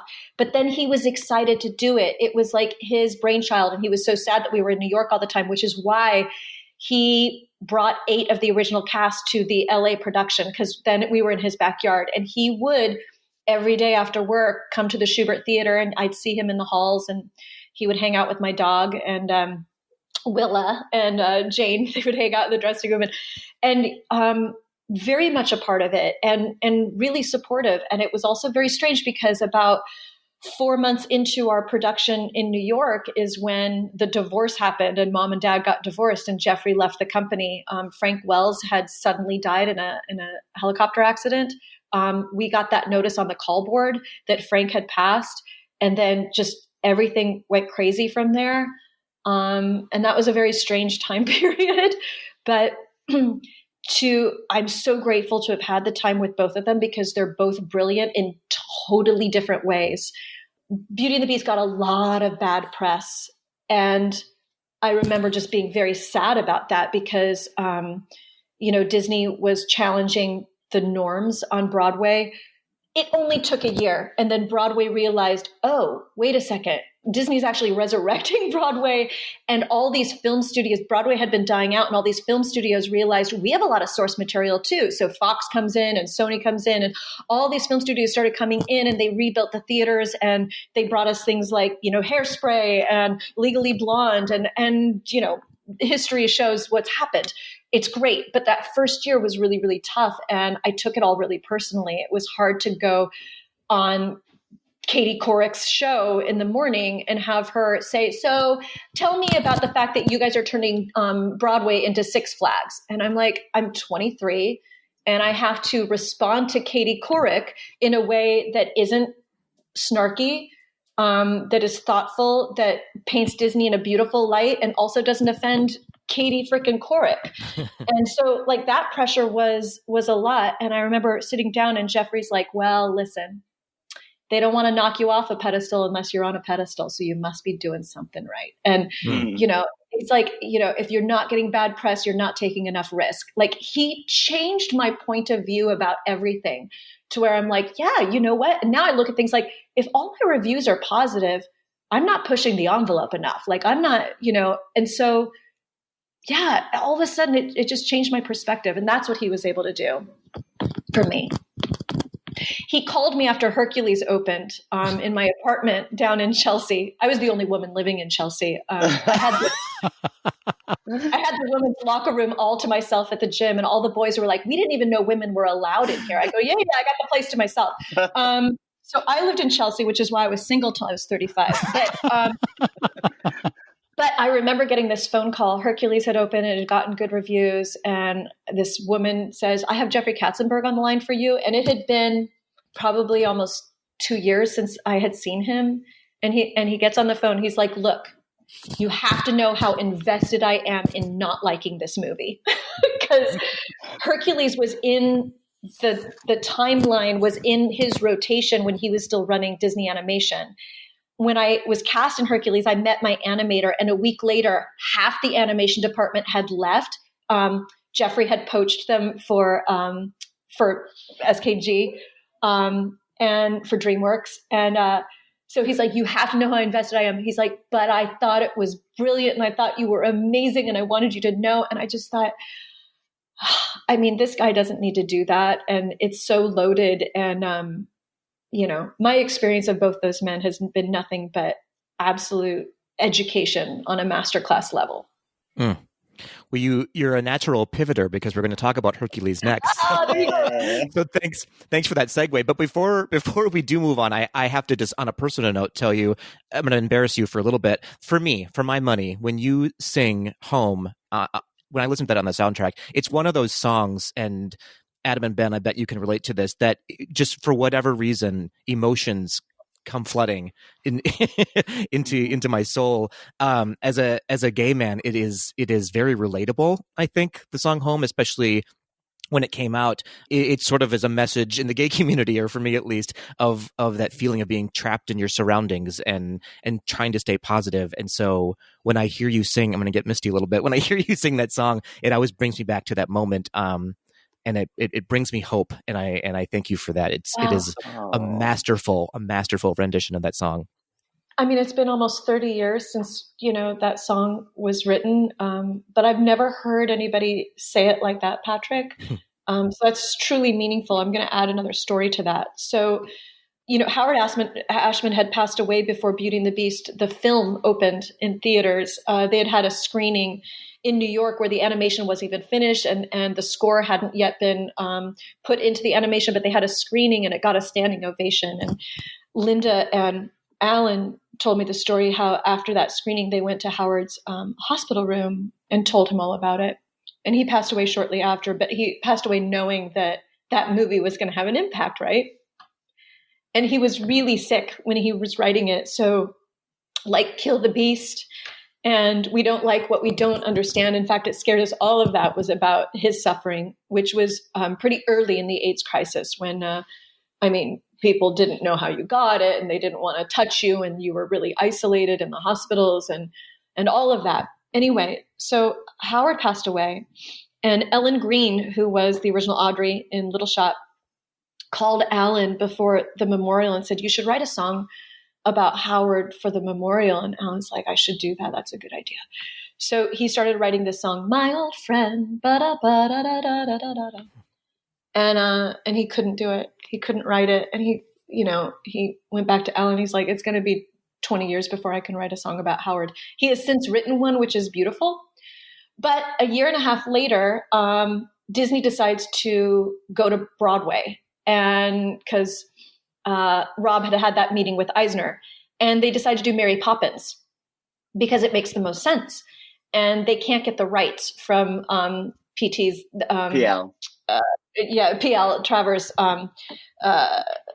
family because she hated the Disney movie, which we all now know, right? Yeah. And so she had sold 50% of the rights to Cameron Mackintosh. Well, Cameron Mackintosh and Michael Eisner are like the same guy and they're never going to get along. So that was never going to happen. So then they fall back on this idea of Beauty and the Beast and they rewrite the mythology so that it can work on stage with large teapots instead of tiny teapots.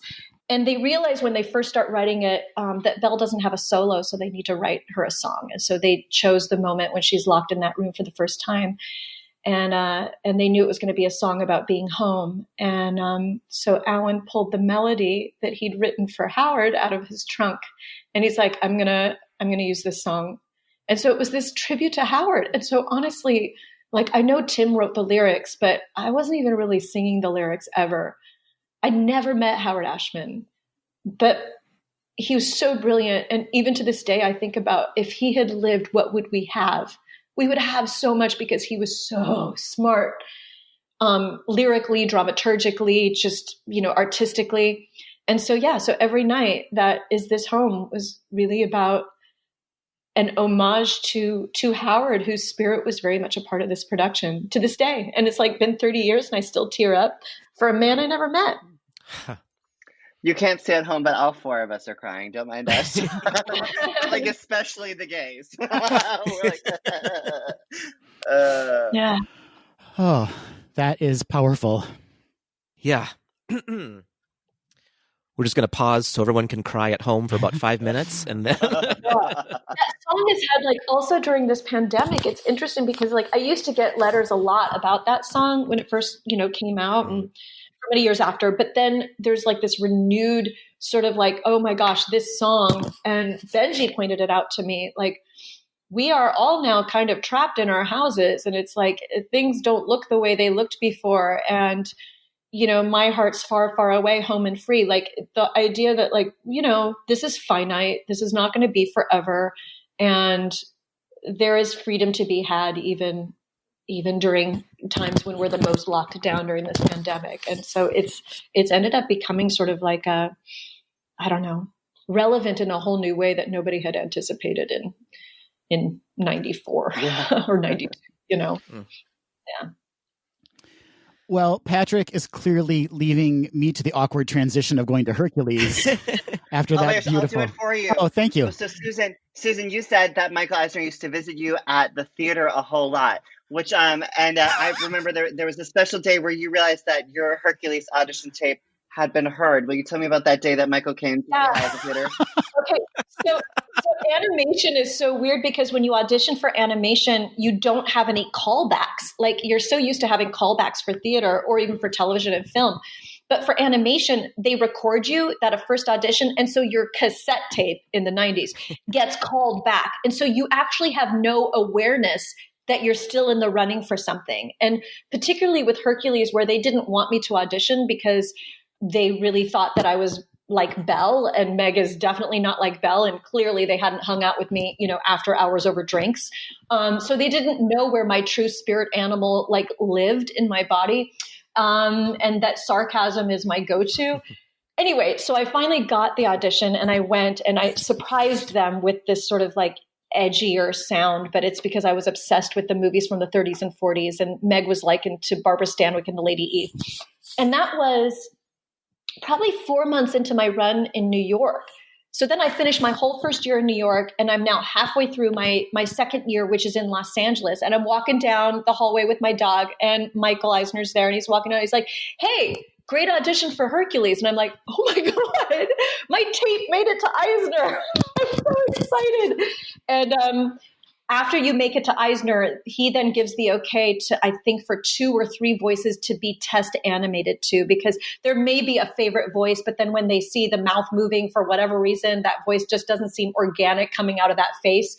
And so I guess they test animated to me, and I ended up getting the job. But it was like, I went back to my dressing room and I was dying because, it's amazing to do Broadway. It was my dream come true. But once I started working for Disney, I realized there's an immortality attached to being part of an animated feature that will so outlast me and outlast my kids. And, Jodie Benson's a good friend of mine. We've done a lot of concerts together. And so just watching her experience with Ariel, and obviously Meg is nothing like Ariel, and the iconic nature of Jodie, but to just, I don't know, be a small cog in this family of Disney animation was a total dream come true. But yeah, it was like walking down the hall, I couldn't contain myself. I'm like, oh my God, my cassette tape.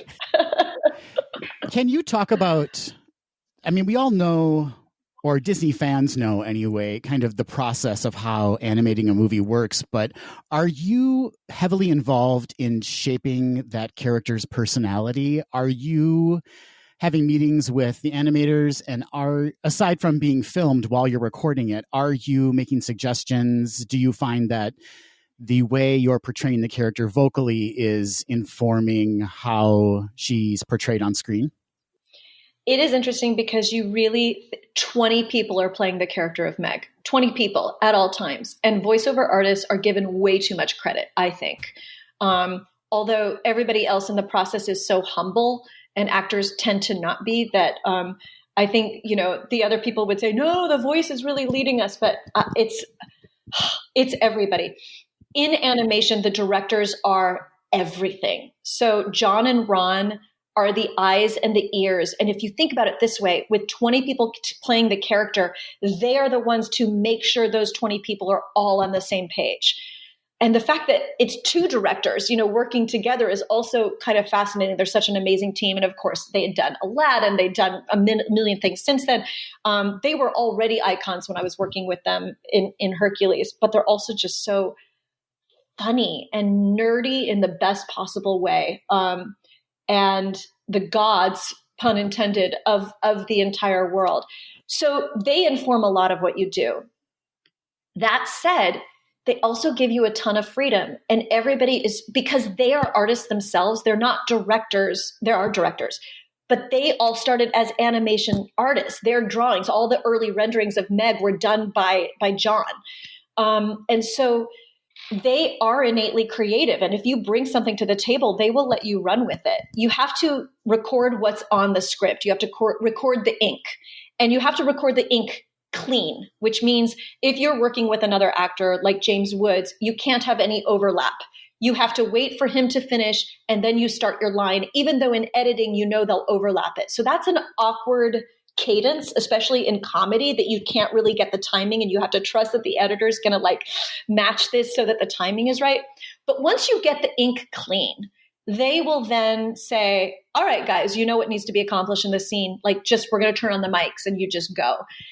And so that is pretty amazing. And I was still pretty young when I was doing that. And I was working with James Woods, who had won an Academy Award. And I had seen the movie Salvador when I was in high school, and I thought I was going to be dealing with this really serious, high intensity crazy actor, and he was just so much more like Robin Williams. He was bouncing off the wall. You couldn't get him to shut up. He was hilarious.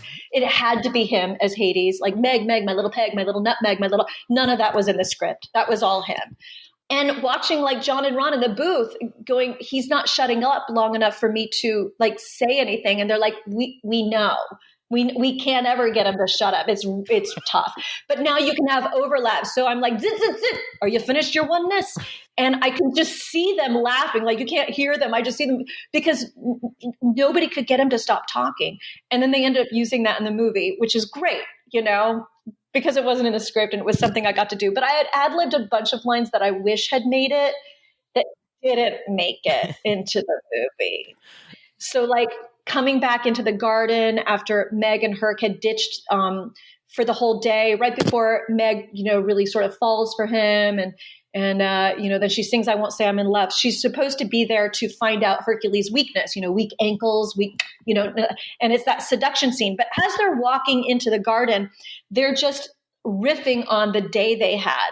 And Tate said, "Oh my gosh." And that Oedipus play, like we had gone to see a matinee, and my response to that, because that wasn't in the thing, like he's just like, and that Oedipus play, I go, talk about a boy who loves his mother, and I thought for sure they would keep that, and they didn't keep it. And Tate and I were like, the kids aren't going to understand that. That was like a little something for the parents.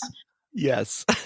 Like call IXII, like these were things that people put in, later that were so great.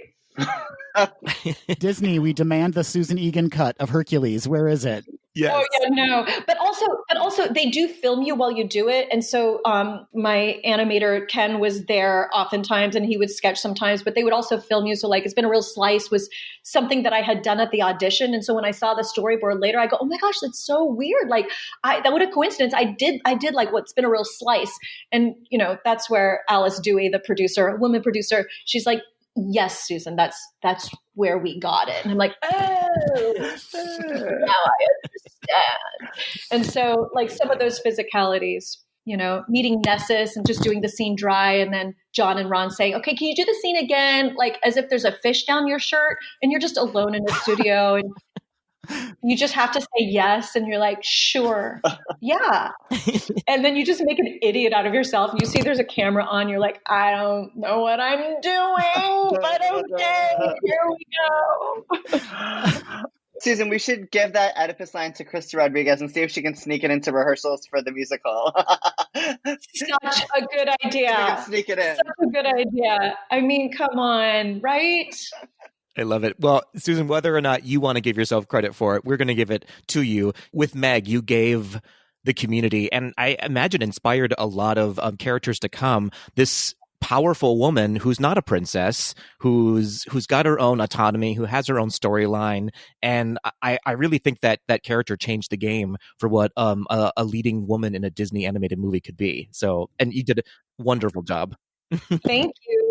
But I have to say, it's like it was in the script, and she's the only character I can think of who, like, she works for the villain, but she's the heroine. Like, she crosses over. She's not in one camp. She's in both camps, and to this day, there's still no other female character that's in both camps, which I kind of dig. I love it.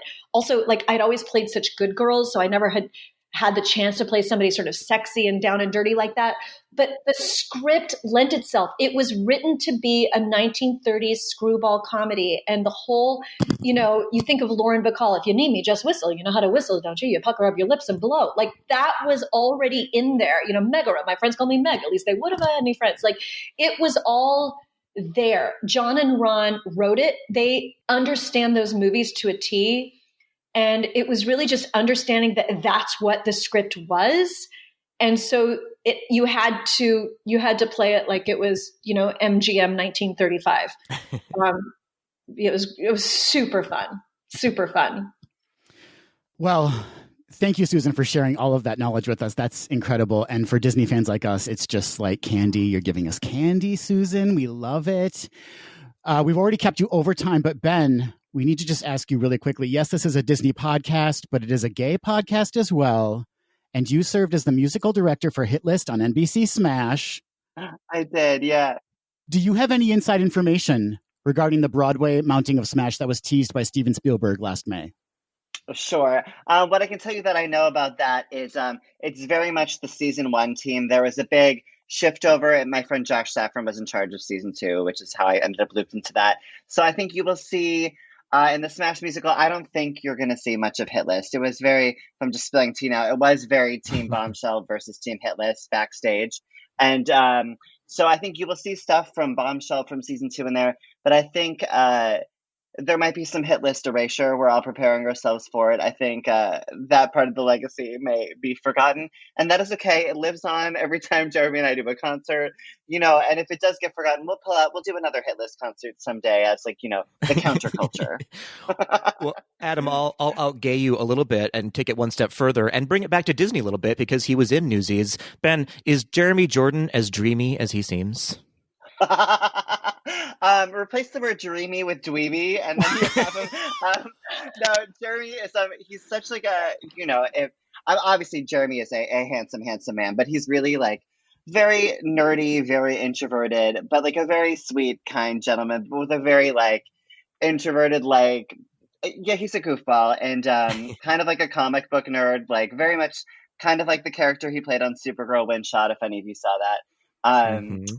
But he's one of, I like Susan. He's one of the other smartest people I've get to work with, and a wonderful collaborator, and a great human, and a great father. That's been really cool in the last year. He's got a little 1.5-year-old baby, and getting to be a part of their lives, him and Ashley, as they raise their daughter. It's just been so fun. It's really inspiring. Aww. Yeah. I wanted you to say that he's a horrible person, so I don't like him anymore. Oh my gosh.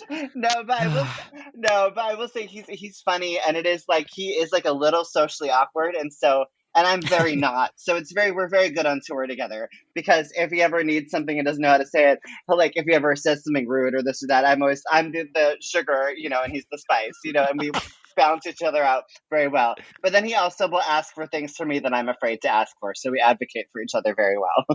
Aw. I think there's a buddy television show in the works here. This feels very something we need to create. Listen, who knows? It's 2020. Anything can happen. And nothing. Well, before we let you go, we need to find out what's next for both of you. We have the Broadway Princess Holiday Party coming up on December 12th, and then streaming for another couple weeks after that. But what projects are you working on aside from that? Are there things that are in the works, or has everything kind of been pushed off or on hold at the moment? We have some very exciting princess developments that have some top secret elements to them that, we're sort of we've been holding on to for this whole year, things that we're about to launch that haven't gotten yet. So we're very excited. We're hoping we get to announce those early spring next year. But we are hoping it's going to be a very princess-filled year. That's kind of what we're aiming for. That's the dream. And maybe those announcements will happen January, February, the announcements. Even though I would say there is an announcement. Yeah, go for it, Ben. Oh yeah, there is an announcement buried into the Princess Holiday Party. So there's an announcement, and then there are more announcements to come. But part of the announcement is in the holiday party, which is fun. That's true. We do make an announcement there, and I think Adam and Patrick, you'll be very happy with the announcement that's probably going to happen in late January, early February. I'm pregnant. I'll just say it. I'm pregnant. There it is. There it is. Benji's expecting. We happen to know a podcast that you can make any announcement on whenever you need to. Do you? Well, it's the right podcast. So there it is. Dreams really do come true. Yeah, but I mean, this year has made this next step an interesting one. But there's a lot of great people on our team that are poising us for our next chapter, which is really a culmination of what we've been working for the last 5 years since Princess Party started and 3 years since we became a company. So it's exciting because the goal has always been to bring this to more people and to bring more ladies and gentlemen on board and to expand the family. So all those things are coming to fruition this year. So back to Adam and Patrick, what you were saying, what have we been doing during quarantine? It's been an opportunity to get all of those ducks in a row, but we have a bigger team coming in behind us to help us put things in place that we couldn't do as our small little company. So, well, we cannot thank you enough, Susan Egan and Benjamin Rauhala, for joining us today.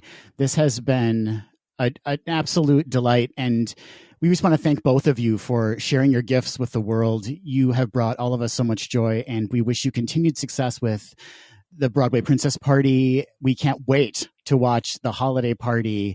And thank you for coming on and sharing your stories with us and with all of our listeners. Oh, it's our sincere pleasure. Thank you guys for supporting our little show. Thank you. And I hope everybody at home is staying safe and finding some joy in this season. And thank you guys for making a podcast for Disney gays everywhere. I really appreciate the outlet. So you guys rock.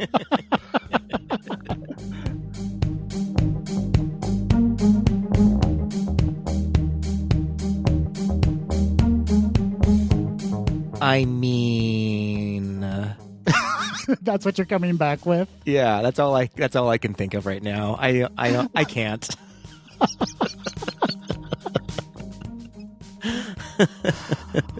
Oh, we are so excited that we're able to share that interview with you, Tweedles. And just on a personal note, we could not be more delighted that even happened. Like, that was... What's even going on right now, Patrick? It was a 2020 miracle in our lives, Adam. Great point. If we weren't all locked down, that probably never would have happened. So there are good things to be found in this year. Still plenty of great things to be found. And we give our sincerest thank you to Susan and Benjamin for joining us. I mean, absolute dreams. Tweedles, you just listened to that amazing interview that they gave. I'm going to give them all the credit. They couldn't have been more generous with their time. We just can't thank them enough. You can find Susan online at susanegan.net. You can find her on Facebook at official Susan Egan. And you can find her on Instagram and Twitter at I am Susan Egan. I am Susan Egan. No. I am Susan Egan. That needs to be a show. And you can find Benjamin online. You can go to his website directly at Rauhala. That's RAUHALA.com. He's also on Facebook, Instagram, and Twitter at Rauhala. And just a reminder, the Broadway Princess Holiday Party is on Saturday, December 12th at 8 o'clock p.m. Eastern Time, 7 o'clock p.m. Central. Tickets are available right now at 54below.com. They are $25. That is an absolute steal for an evening's worth of entertainment from these incredibly talented individuals. It's true. And if you can't make it that night, remember the concert will be available to stream on demand for 2 weeks after the premiere, as well at BroadwayWorld.com. But you're going to want to make it that night because there's a watch party. You can be in a chat room with all of these amazing, amazing performers. That's fantastic. Benjamin, you should think about upping that ticket price. That is priceless. Yeah, what, $100, $150, $400? Okay, well, now we're getting a little crazy, but yeah, I'd pay it.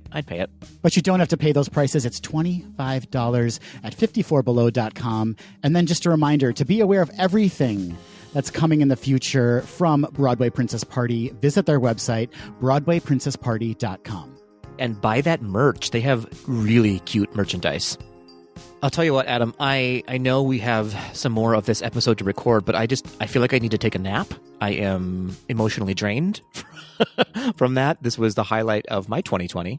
Too much excitement for one whole year. You're right. It's just too much. It's far too much.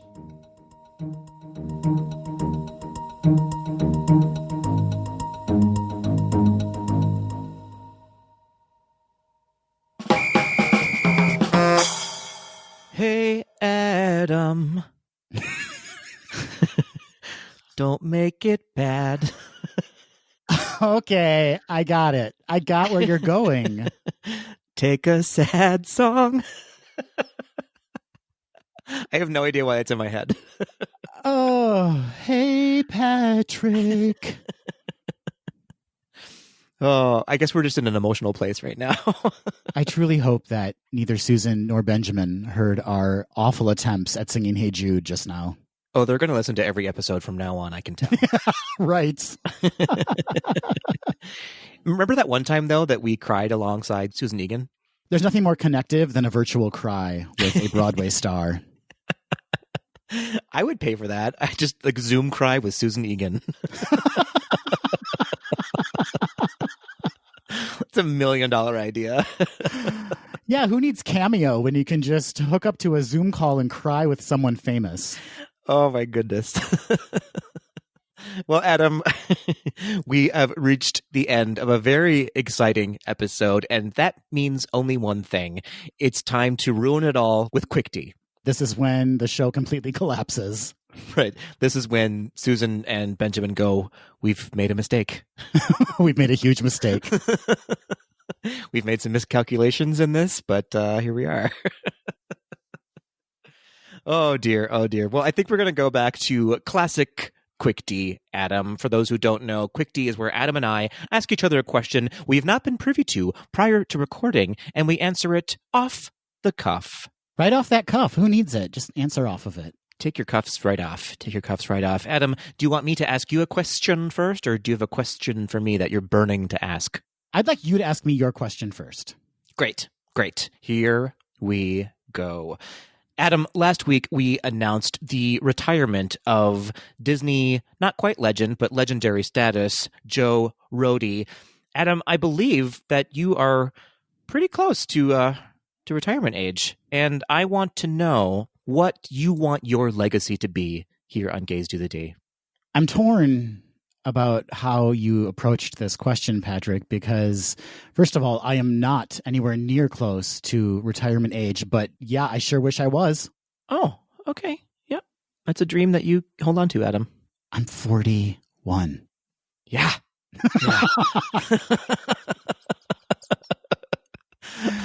All right. So what should my legacy be on Gays Do the D? Yeah. What's your Disney or Gays Do the D or both legacy that people will remember you for after retirement? The first thing that popped into my head, and this is quite sincere, is that I hope I was able to bring people some levity and some joy and some entertainment with the podcast. But that's not a fun Quick D answer. Well, also, you've not provided that yet, so you should start working on that. Okay, so I guess that's on my 2021 goals list. Man, I think it's the interview, Patrick. I think that's what's got me all hung up in this sentimentality. But I would also hope that I provided, and we provided, space for members of the LGBTQ plus community who are not yet out to kind of have a sense of community through the podcast. I love that. I love that. Dear listeners, it doesn't always have to be funny here on Quick D. It can also be sentimental. And frankly, it's often not funny. Yeah. We might try, but we will always fail. Always. Every time.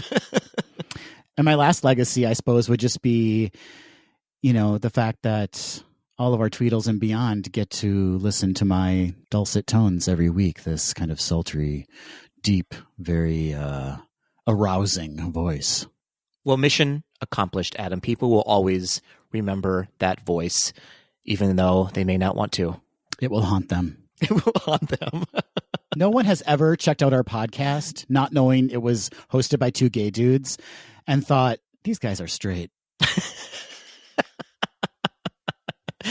No one's ever been confused. No one's ever been confused No. when they listen to us. All right, Patrick, here is my question for you. And it was generated from the very beginning of this Quick D segment. So thank you for giving me my question for you. Oh, dear. I'm nervous. Patrick, Zoom cries has become a thing. Anyone from around the world can now log into Zoom and request a good cry sesh with any celebrity they choose. Patrick, give me 3 or 4, I don't know, however many you want. Which celebrities are you going to reach out to for a one-on-one Zoom sesh and just bawl your eyes out with? I love this. I love this. Who do I want to cry with?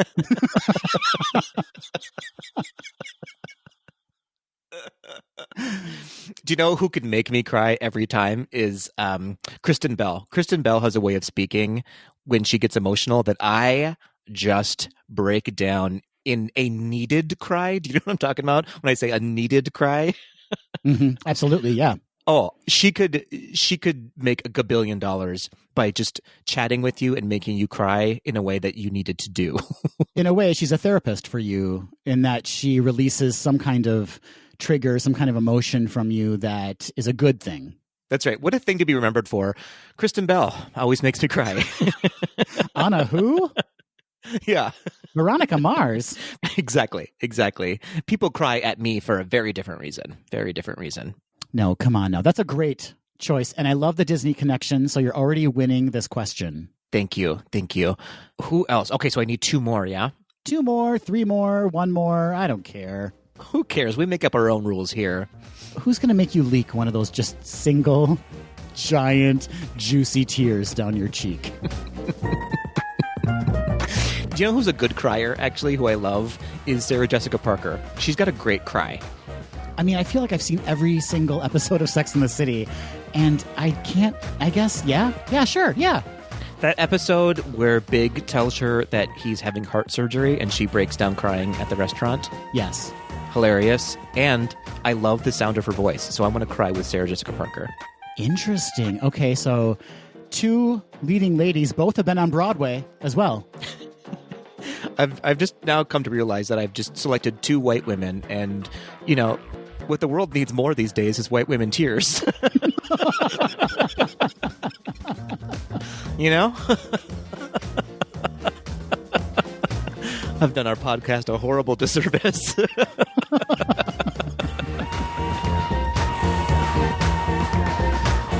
That will do it for this episode of Gays Do the D. Thanks for listening. To become a patron of the podcast, visit our website at gaysdothed.com/donate. For a donation of any amount, you can receive exclusive Gays Do the D content and help us continue to bring you the very best Disney news and discussion. Continue the conversation after this episode on Facebook, Instagram, and Twitter at GDTD Podcast, and submit your questions or show ideas to info@gaysdothed.com.